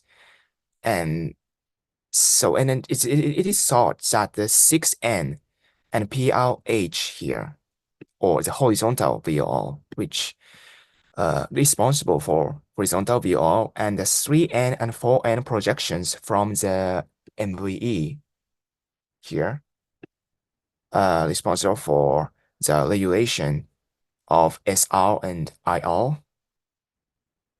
Actually, the IO or IR and other extraocular muscles for vertical VOR. And next, explains the FRG data, and the datasheet is here. And we have the 42 node IDs, like here, and node IDs, and yeah, which is graphed shown, which is shown in here. Sorry. Yeah, this one. And actually, this FRG image is actually a little small, so please refer to this image when I explain the details, like here. Okay. So I explained how to construct these FRG data, and first I defined the TLF. It's a BOR, and the definition is to move the eyeballs in the direction opposite to the head movements. And yeah, please refer to this image as explained in this slide. And we next did a hierarchical functional decomposition of TLF based on the BIF or HCD image.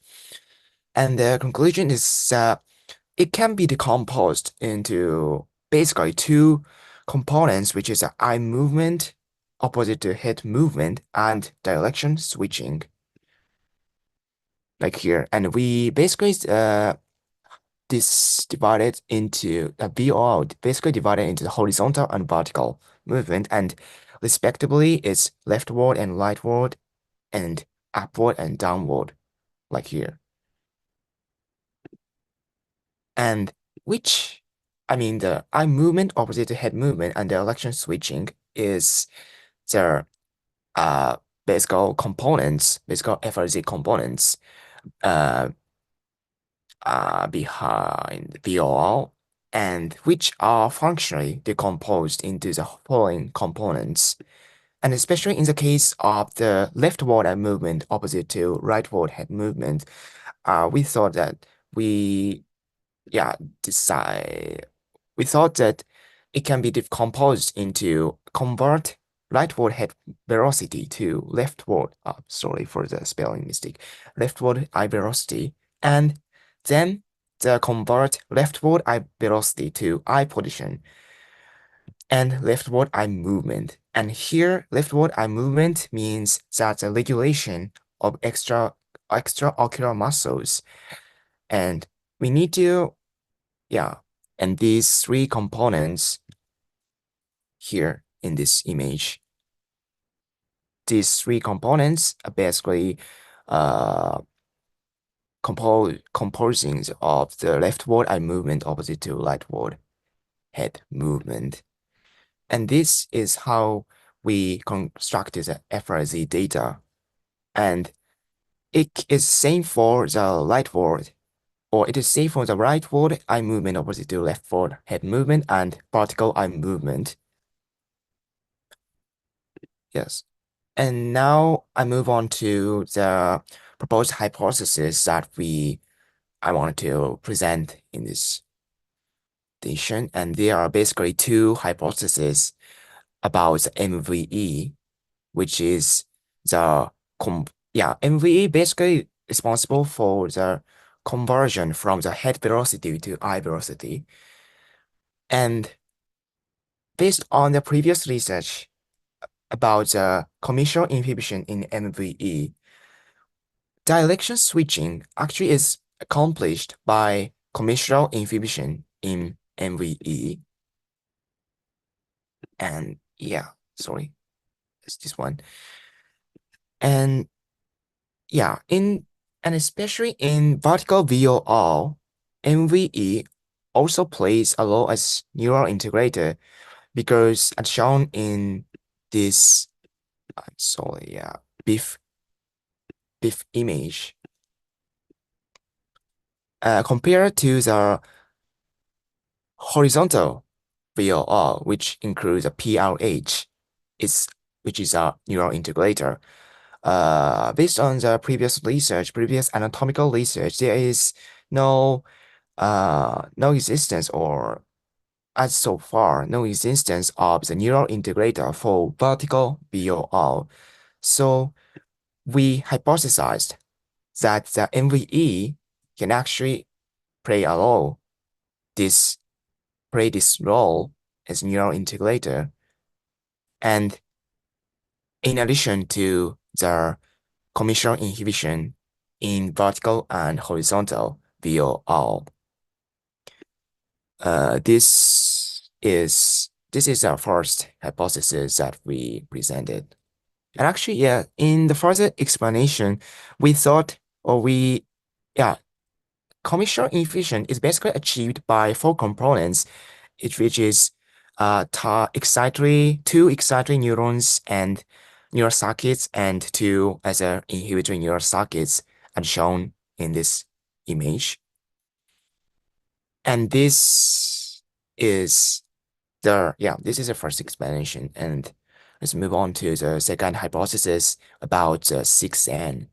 And 6N is divided into MNS and AINS, and which controls horizontal VOR. And in this conventional model here, due to the differing number of processing steps, I mean the MNS R to LR and AINR to SNMRI, L and MRL, and these are differing number processing steps, and there must be a temporal discrepancy in this conventional model. So we hypothesize that there is a certain presence of a direct AIN to MNS connection here. And we presented this hypothesized BIF. And here is the AINR is occupying an upstream position here, and this can accomplish the same number of processing steps. And this is a total second hypothesis that we presented here. And actually, this is actually the end, but caveats for data usage and future publication is same. And of course, this data, and especially the BIF image, already includes two hypotheses for anatomical structures and functions. So when using it, requiring careful considerations. And also, we are planning to have a poster presentation at JNNS, and the title is here. And this is the end of my talk. And thank you for listening to the presentation. Okay, thank you for your presentation, Ms. Rich-san. And let's move on to the discussion. Do you have any questions about the presentations?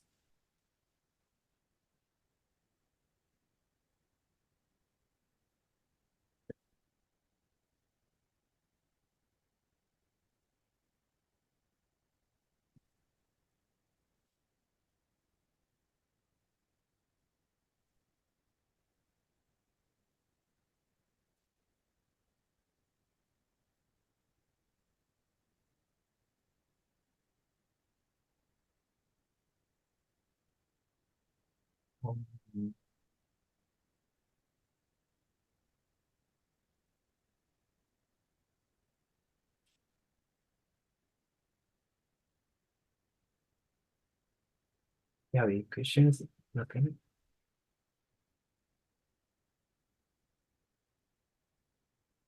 Okay, I have short questions. You have created BRA data for the vestibular ocular reflex, like and the brainstem plays a very important role to make our ocular model. And in this BRA data, the role of brainstem is restricted to the brain vestibular ocular model reflex, or it is useful to any other kind of the eye movements. Yeah, I think there's some subnodes or some subsets can be applied to other functions except for BOR or consisting of the eye movements. And yeah, the brainstems, for example, the MVE brainstems are responsible for converting the head velocity to eye velocity. And yeah, and this includes the MVE itself includes the commission inhibition, and this node or this subset can actually be applied also to horizontal saccades. And this 6N or 3N or 4N are especially the final position in the final streams of the BO of all eye movements, because it regulates extraocular muscle. So also this subset can be applied to other functions like saccades. Okay. Yeah. Thank you. So from the perspective of the reuse of the BRA data, so it is very good to reuse this data. So if any other kind of eye movement, for example, the saccade or smooth passage or something like that, the data can be reused for the explanation of the mechanisms of the saccade or smooth passage or any other kind of ocular. So it is very good explanation. Thank you for your presentation. Yeah, thank you. Do you have any other kind of questions?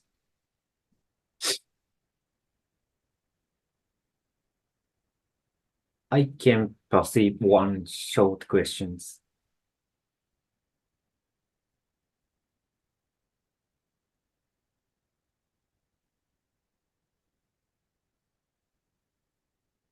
Okay, so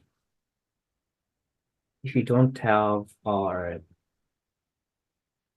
any questions, okay, the presentation is end here. Thank you for your presentations. Yeah, thank you.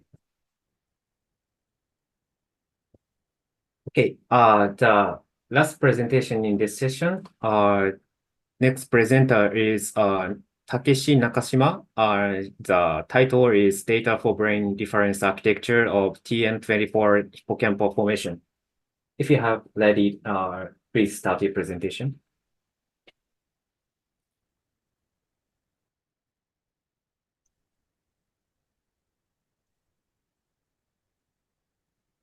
Okay. Can you hear me? Okay. So, hi, this is Takeshi Nakashima from Ritsumeikan University. And today, I want to talk about data for brain difference architecture of TN24 hippocampal formation. And here is outline of my presentation. The main topic is SKID method. It enable us to build brain difference architecture of software. The first is introduction. For organisms, it is important to acquire international representation for space that enable flexible behavior in complex and dynamic environments. For example, after a rat has learned the route to food, then if the environment suddenly changes, he has to find the different route to food. In that situation, my research question is what kind of internal representation should be acquired through their own experiments, and how to recognize that the relation between environments and their own states are changed. So we take a constructive approach in that we built the spatial cognition computational model inspired by the brain. So to construct the brain-inspired computational model, we use SKIT method proposed by Yamakawa. So structure-constrained interface decomposition SKIT method enable a hypothetical construction of software architecture that is structurally and functionally aligned with the brain, even though our neuroscientific knowledge is still insufficient to explain the whole picture of brain function. The SKIT method consists of 3 steps. The first step is to determine the region of interest and top-level function of ROI, and create the brain information flow based on the neuroscience insight. Then, in step 2, the hypothetical component diagram, HCD, is constructed under the constraint of BIF. In the final step, in step 3, the rejection and creation of HCD are repeated based on scientific knowledge. In this presentation, we will explain the BIF and HCD, and additionally, the functional realization graph, which break down the function as well. First of all, to construct the computational model of spatial cognition, we have to determine the ROI. From the last century, the spatial cognition has been studied in the field of cognitive science and neuroscience. The spatial cognition has been, psychologist Tolman shows that the rat could take flexible behavior when their route to food was blocked, and he named this spatial representation a cognitive map. The subsequent study discovered the spatial cell, space cell, and grid cells in the hippocampal formation, which are responsible for the cognitive map. So in this study, the hippocampal formation is a region of study, a region of interest. Specifically, the ROI of this study consists of hippocampal formation and surrounding areas. The key region are hippocampus, lateral and entorhinal cortex, lateral and medial entorhinal cortex. As subregion of hippocampus, the dentate gyrus, CA1 and CA3 are considered. Others region are surrounding area of hippocampal formation. And there are 2 main neural circuits within this region. One is trisynaptic loop, which project from entorhinal cortex to DG, CA3, and CA1. The other one is a direct pathway that project from CA entorhinal cortex to CA1. In addition to these 2 neural circuits, CA3 is known as having recurrent collateral pathway that project to its own region. Based on these insights, the BIF for our research is shown as follows. The colored rectangles represent the brain region and arrows represent projection. Here, let's move to the connection sheet of BIF. Each arrow in BIF corresponding to the row in this sheet. For example, in the first row, projection from CA1 distal to LEC5 layer is shown in first row. It's corresponding to the this arrow in BIF. It from CA1 distal to LEC fifth layer. So every arrow in the BIF is corresponding to each arrow of the BRF data. Okay. So the important thing is LEC in blue and MEC in red has 6 layers, and the hippocampus, and it is information hub for hippocampus. It means that hippocampus integrate information from LEC and MEC. After determining the ROI and BIF, in the second step of scikit method, we create hypothetical component diagram. Our research team is working on constructing a cognitive model with probabilistic generative models. The advantage of probabilistic generative model is that it enables easy integration of PGM models, and it enables the creation of models incorporating Bayesian brain hypothesis, free energy principle, and the predictive coding hypothesis. Since we are using PGM, we performed generation inference process allocation, GIPA, to construct the HCD. In GIPA, generation model and inference model are assigned to their projection. And if there are loops in the circuit in ROI, time delay introduced to ensure the PGM model become directed cyclic graphs. In addition to GIPA, to create the HCD, we hypothesize that what type of information proceed in each region and what function each region perform.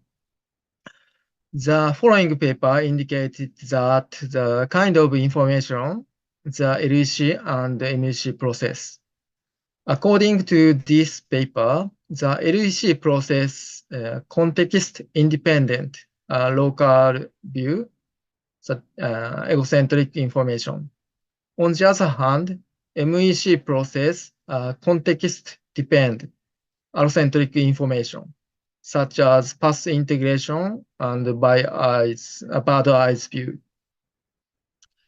Based on these information, the generated HCD is shown in below. Sorry for small text, but the key point here is that we constructed the HCD in which the LEC process context-independent discrete semantic information, such as place category. And on the other hand, in the MEC process, context-related information in navigation, such as self-location and path integration in the objective coordinate system. Based on that HCD, the function realized graph which decompose the function, is shown as follows. In summary, the top-level function is spatial cognition, which is supported by spatial categorization and self-localization. The spatial categorization is primarily supported by LEC, and on the other hand, the self-localization is mainly supported by MEC, and these information are integrated by hippocampus. This structure of FRG corresponding to the FRG sheet. So let's go to FRG sheet. For example, first row of FRG sheet shows that the spatial cognition is supported by place categorization and self-localization. The following row shows place categorization is followed by these 5 requirements. So this FRG sheet is corresponding to that kind of tree structure of FRG. Finally, we show the research based on this BRA data. We have constructed and evaluate the spatial cognition model using the brain reference architecture data. Last month, it was accepted by Journal of Frontiers in Neuroscience, the journal Frontier in Computational Neuroscience. And it's in this article, we evaluate the self-localization performance and demonstrated that it has ability to adapt to sudden change in self-state, such as teleportation. So finally, this is conclusion. And we constructed PIF and HCD of hippocampal formation inspired spatial cognition model. And we construct the spatial cognition model, and it is under evaluation, and it becomes show higher adaptability in the sudden change situation. Thank you for listening.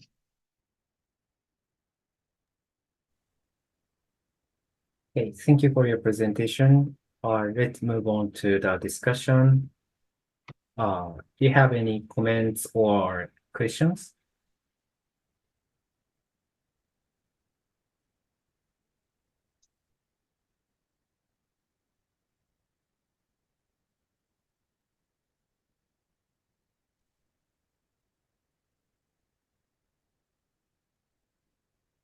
Oh, thank you for your questions. First, from Yamakawa Sensei, your FRG is a non-overlapping tree, but it actually allows DAGs, but why didn't it? How about Nakashima-san?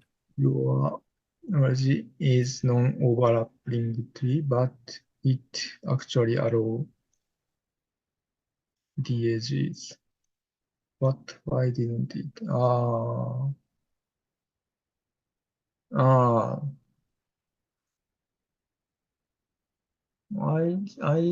I think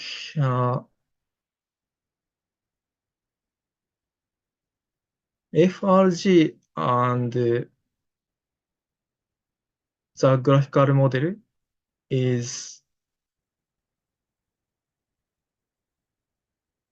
not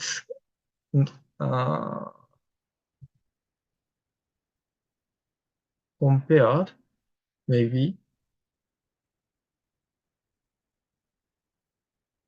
So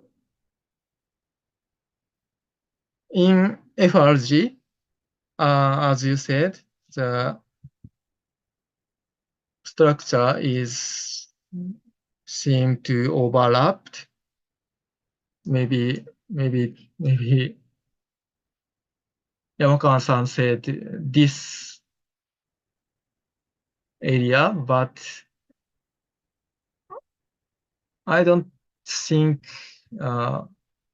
FRG and graphical model of PGM is different information is described, so it is not related to FRG and DRG graph, I think.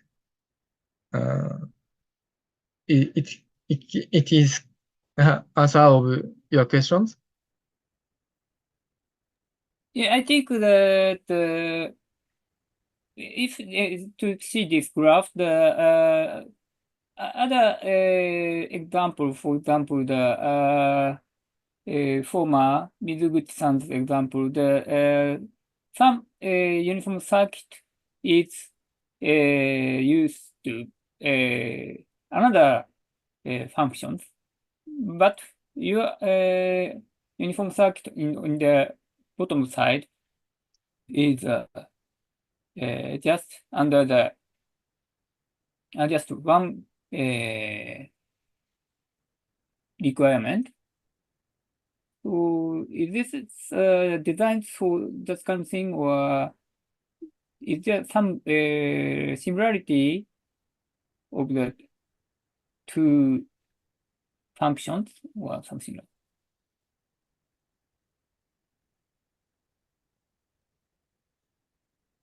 Yeah, if it takes time, you should go to another question.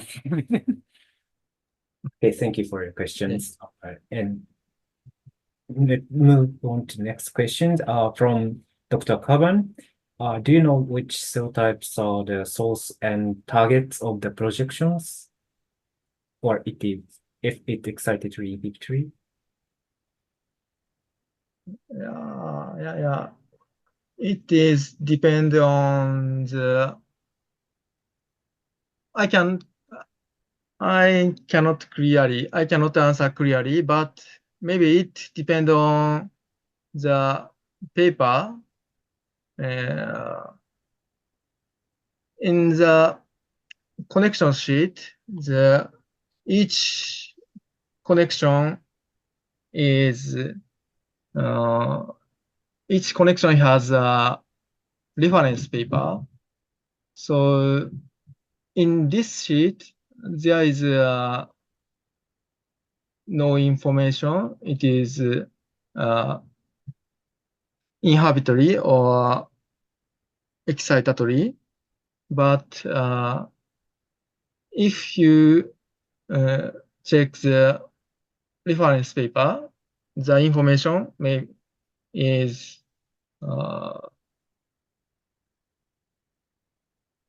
it depends on the paper.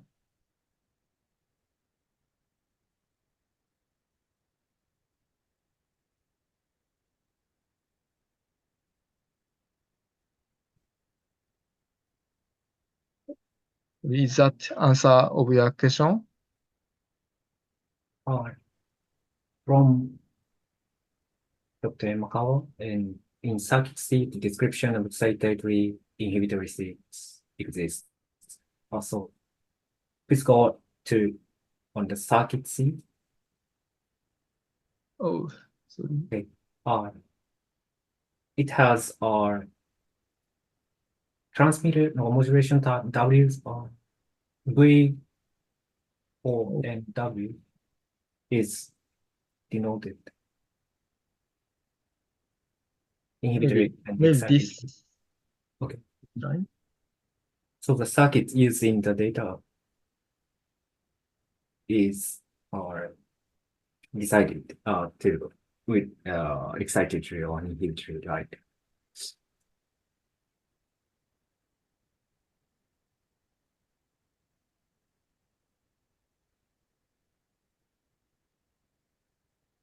Okay.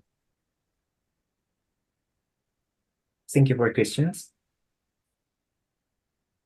Do you have any other questions? I can receive the one short questions. Okay, from Dr. Yamauchi. I think the hippocampus has also a layered structure of the cortex, but how do you determine the granularity of ROI in these areas? How about that?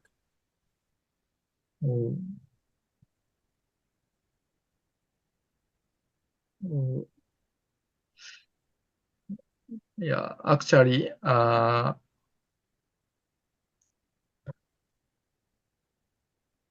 hippocampus, yeah, this is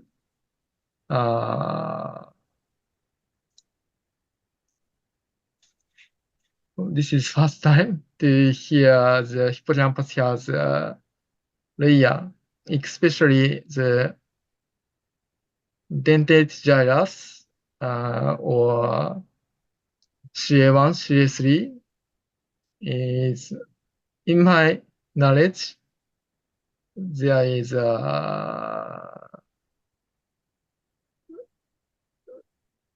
in my knowledge, the dentate gyrus has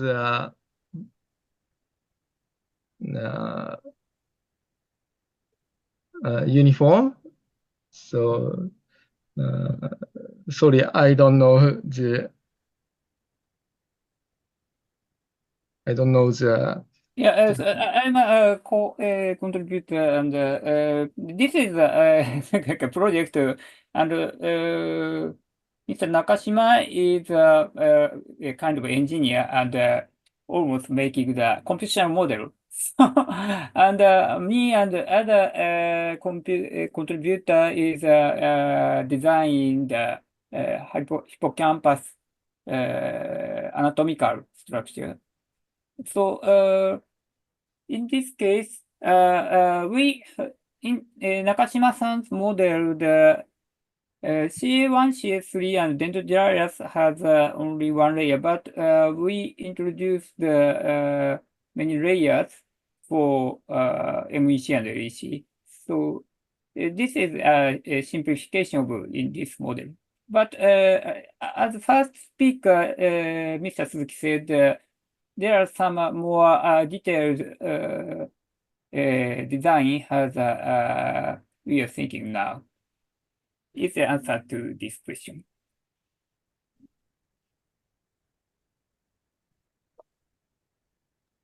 Okay, thank you for your answers, and thank you for your presentations, Dr. Nakashima.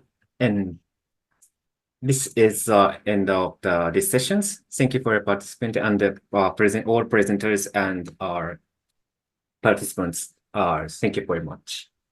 Okay. Thank you. And thank you, Tachi-san. But you have to continue to the tutorial part. Yeah. So it's time to, you should preparation for the tutorials. Okay. Thank you for your introductions. So it's okay. So please start. About 10 minutes or more minutes. Yeah, about 20 or less. Hi. Okay. Please go ahead, please. Okay, thank you so much. Yoshimasa Tatsuji, and in this session, I will explain the BRA data construction method using toy architecture. This is a tutorial for BRA data construction. Please note that due to time constraints, I will not cover the specific application of the skip method. Okay. Today's topic of my talk, firstly, I will explain the Bryce brain difference architecture editorial system and a brief introduction of BRA. It's almost a competition of what I explained before. And example of BRA data construction. Okay, let's move on to the explanation. First, let me explain about Bryce brain difference architecture editorial system. This is a platform that supports the creation and sharing of BRA data, like all presentation in this previous sessions. The platform provides guides and manuals on how to create BRA data, links to the submission portal sites, and data repository. For example, our access the links, we can go to Bryce and we can check the manual here, BRA data preparation manual and brain software design guide and review manual or something like that. And also we can see the submitted data. This is a BRA data repository. For example, the all presenters here shown in this project. And check the link, we can see the data BRA image file or data paper file or BRA data itself for the Google format suites. Okay, this is Bryce. It is very important platform for us to share the BRA data. And all shared accepted BRA data is under Creative Commons license. It is very important to reuse and construct a whole brain architecture with everyone to tackle with a brain complexity of network. And I showed that manuals on the Bryce. It is a brain software design guide. It is very recommended to read first. It is very important. This guide shows how to create create and publish BRA data or brain morphic software design data for brain difference architecture, BRA-driven development. And BRA data preparation manual is also important. This document explains how to construct BRA reference architecture data in BRA-driven development that embodies the WBA approach.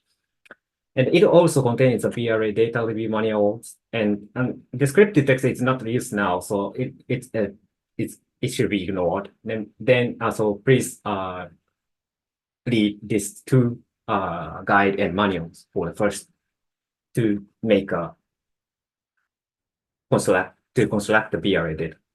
It is written in English, and so you can check how to create the BRA. Of course, it also provided the Japanese version. Okay. And the procedure from data creation to fabrication, I will explain it. The overall flow from data creation to fabrication is as shown in the diagram. First, obtain the BRA data format and the manuals from Bryce, right? Like as we see. The data creator called contributor uses these materials to create BRA data and the BRA images. You can submit the data via the submission from BRA Bryce. After the data are submitted, an automatic format check is conducted to ensure there are no issues with the data.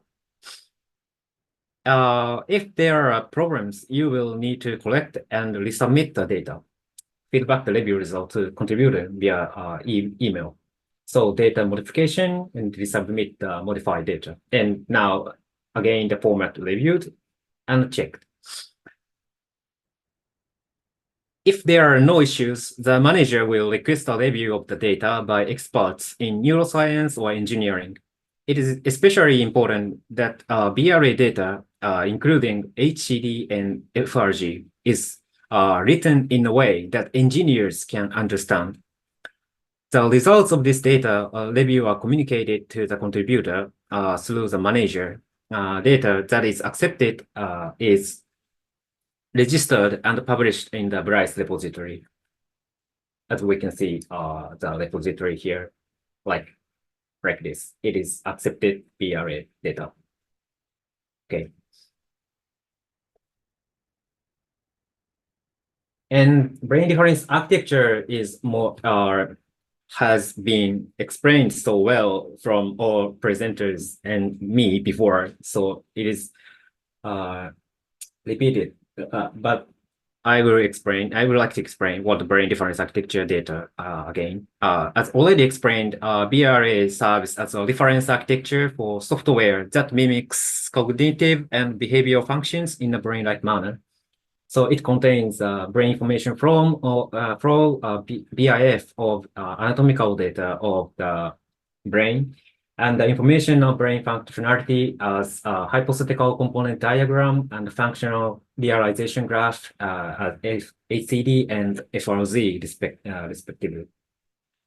BRA data is essentially a design specification for brain-like architecture representing the contents of BIF, HCD, and FRG. Okay. I explained BRA data, so I skipped this slide. And function realization graph is very important to understand the functionality to how to achieve the top level function of the brain region called region of interest is very important because for the engineer to construct a brain-like architecture is read and understand how the brain-like architecture works and functions with this FRG. So the construction of FRG is very important, and HCD is also important to the region is can be praised and consistent with actual neural circuits. So this is a very important point, but it's very difficult to construct. So the construction of the FRZ is the key to construct the BR data. Okay, now I will explain the with a demonstration how to actually register data using the Doya architecture and using the template BRA file. And the procedure is first how to prepare and make a copy of the template file to your own workspace on Google Drive. And the BIF data construction, and it includes the circuits registration and connections registration, and then FRZ data constructions. Now let's dive in the actual registration and construction. This is a simple architecture, and FRZ is provided for the workshop explanation. It's very simple, and it's a toy architecture. BIF HCD FRZ should be constructed based on skip method, but it is very difficult to construct. So in this section, these steps are skipped. So I constructed these BIF and HCD FRZ previously. Okay, so how to register and construct these BIF and HCD and FRZ on the template BRA file. So BRA file is of course can be accessed to on the BRAS. This is a template BRA file. It's version 2 and it's open. You can access freely, but you cannot edit this original template file. You can you download and make a copy to your own workspace. This is a copy of template for this workshop. I already written some part of some parts. This is a project sheet. It's a summarization of the BRA data. It's part of to show the who is the contributor and what is the project ID and list of contributors. And if you have any description, please write here any kind of the description. For example, this the BRA data explains how amygdala works for the neural circuit at fear conditioning or something like that. And circuits and the connection and FRZ is very important to construct the BRA data, and I registered circuit seed. Some parts is already written, but some parts is not written. So I will write down and how I would like to explain how the registers circuits or something like that. Okay. This is a sample of BIF. So BIF has 4 circuits, uniform circuit 1, 2, 3, 4, and this is the actual correspond to actual brain nuclei or something cortex like that. And so we have to register the uniform circuit and 1, 2, 3, 4 on the circuit seed. So here we register uniform circuit 1, for example. And the uniform circuit 1, 2, 3, 4 is if you have any differences, you choose that difference here. So in this explanation, I use the sample to 2024. It's registered in the differences, but I skip the explanation of the difference here.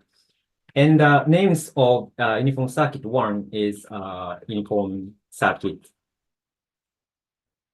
1 or something like that. If AMY amygdala is AMY is one of the circuit ID, and the name is amygdala or something like that. And uniforms true or not is very important to this circuit is a computational unit or something like that, but these are a computational unit in the ROI, so this checks the true here. And the second line is on the circuits is registered ROI. So here is ROI and names is ROI of this project or something like that. And sub-circuits, it should be written. For example, ROI is, in this explanation, includes uniform circuit 1, 2, 3, 4. So, sorry.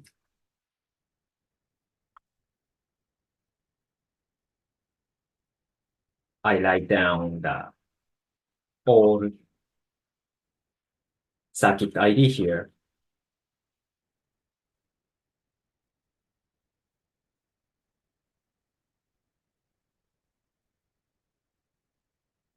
And of course, this is not a uniform circuit, and so it makes force. So this is circuit seeds to construct the BIF data. And next, we have to register the connection of each circuit. So I already some part of write down some part of connection, but some connectivity is missed. So I write down any kind of. So check the circuit is here. So 1, 2, 2, 2, 2, 4, and 3 and 4 has mutual inhibitions. So sender circuit is for the uniform circuit 1, sends to the uniform circuit 2, like this. So if you have the reference to any differences to show the connection of uniform circuit 1 to uniform circuit 2, you write down the previous studies ID here. If in the differences, for example, the rodent is used, taxon is written as a rodent, but no description here. And the measurement method is something like this, or for example, the retrograding tracing or something like this. And what figure or text is shown of the connectivity in the references, you should write down here, or for example, the figure 1 shows this connectivity. Okay, this is connectivity is registered here. Lastly, is very important, and FRZ. FRZ is like this.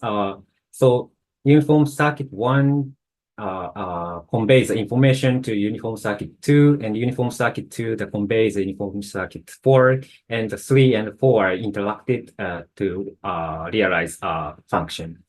And in this section, function realization graph is already given, and the top level function is our top node. And our top node is achieved by 2 sections, our subnode and subnode 1 and 2. And subnode 2 is realized by subnode 1 and network motif or something like this. And it is registered here. And for example, our top node.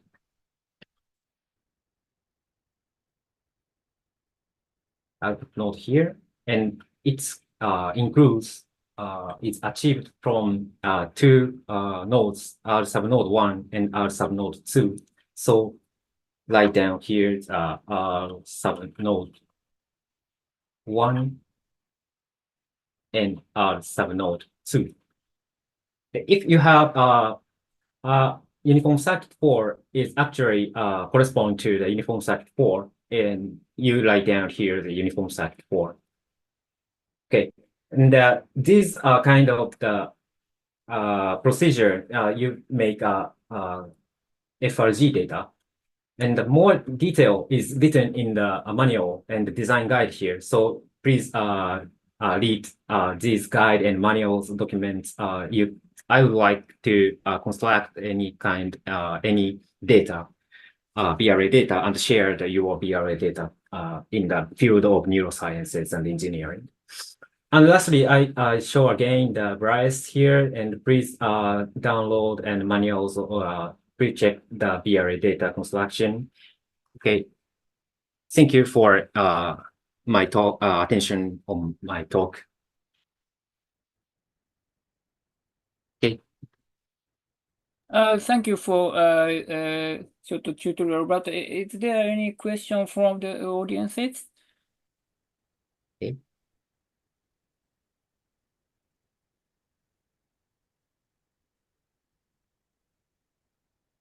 So if some detailed questions, we will have some breakout room. But here's some. Here is this is difference. So we'd like to go. We'd like to go to the last part of this workshop. So could you change? I'd like to change the slide, please. Stop the slide, please. Okay, go on next slide. Yes. Yeah. Yeah. I show my slide. Okay. Okay. I stopped my sharing. Okay. Thank you for everyone. So I have some concluding closing remarks at a short time. So thank you for everyone. So we are already planning to the next this workshop at the next year about February. So if you are interested in the submit this workshop, so will be announced maybe the later. So please check our activities. So and this will be held with the this biology of the behavioral change project, and our workshop is joined. And another announcement is this is only for Japanese. So we have a ninth WH symposium in Japan. So we have some discussion about a half day, September 18. And I have lastly some closing remarks. So I think this is while the recent rapid development of AI has lowered the exception of the AGI completion through the brain-inspired approach compared to the around 2015.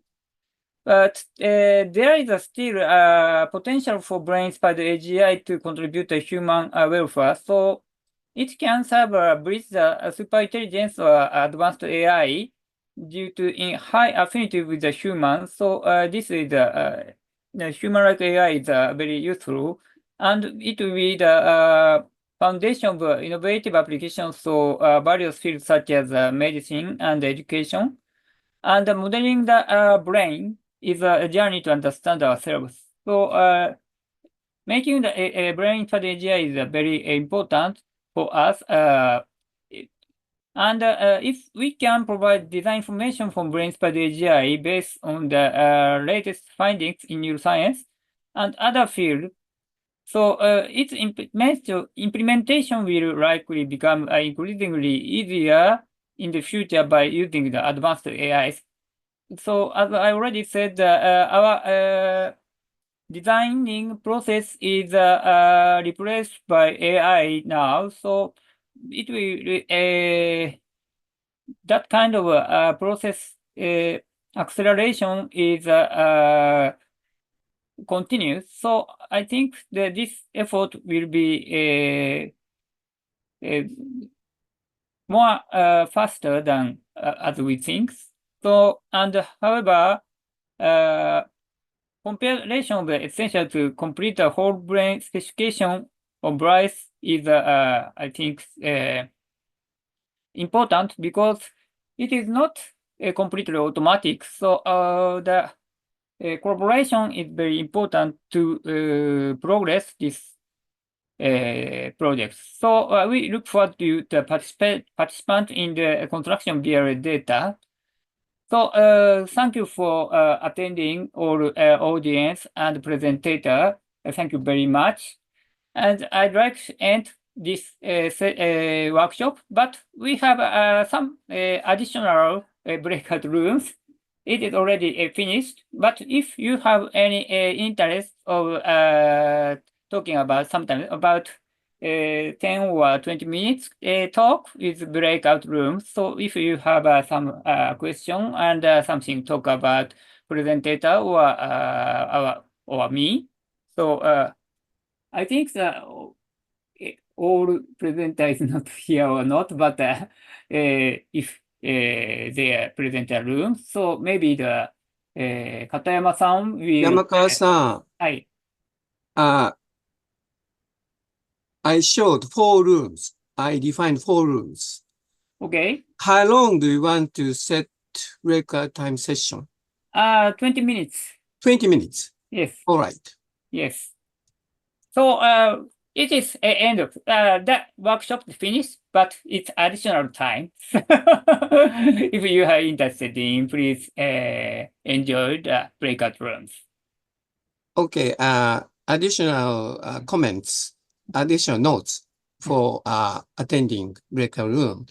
Everyone is located at some particular room, but everyone can want to go to any room by your own self. Okay? I set 20 minutes. Okay, I'll start break time. Go.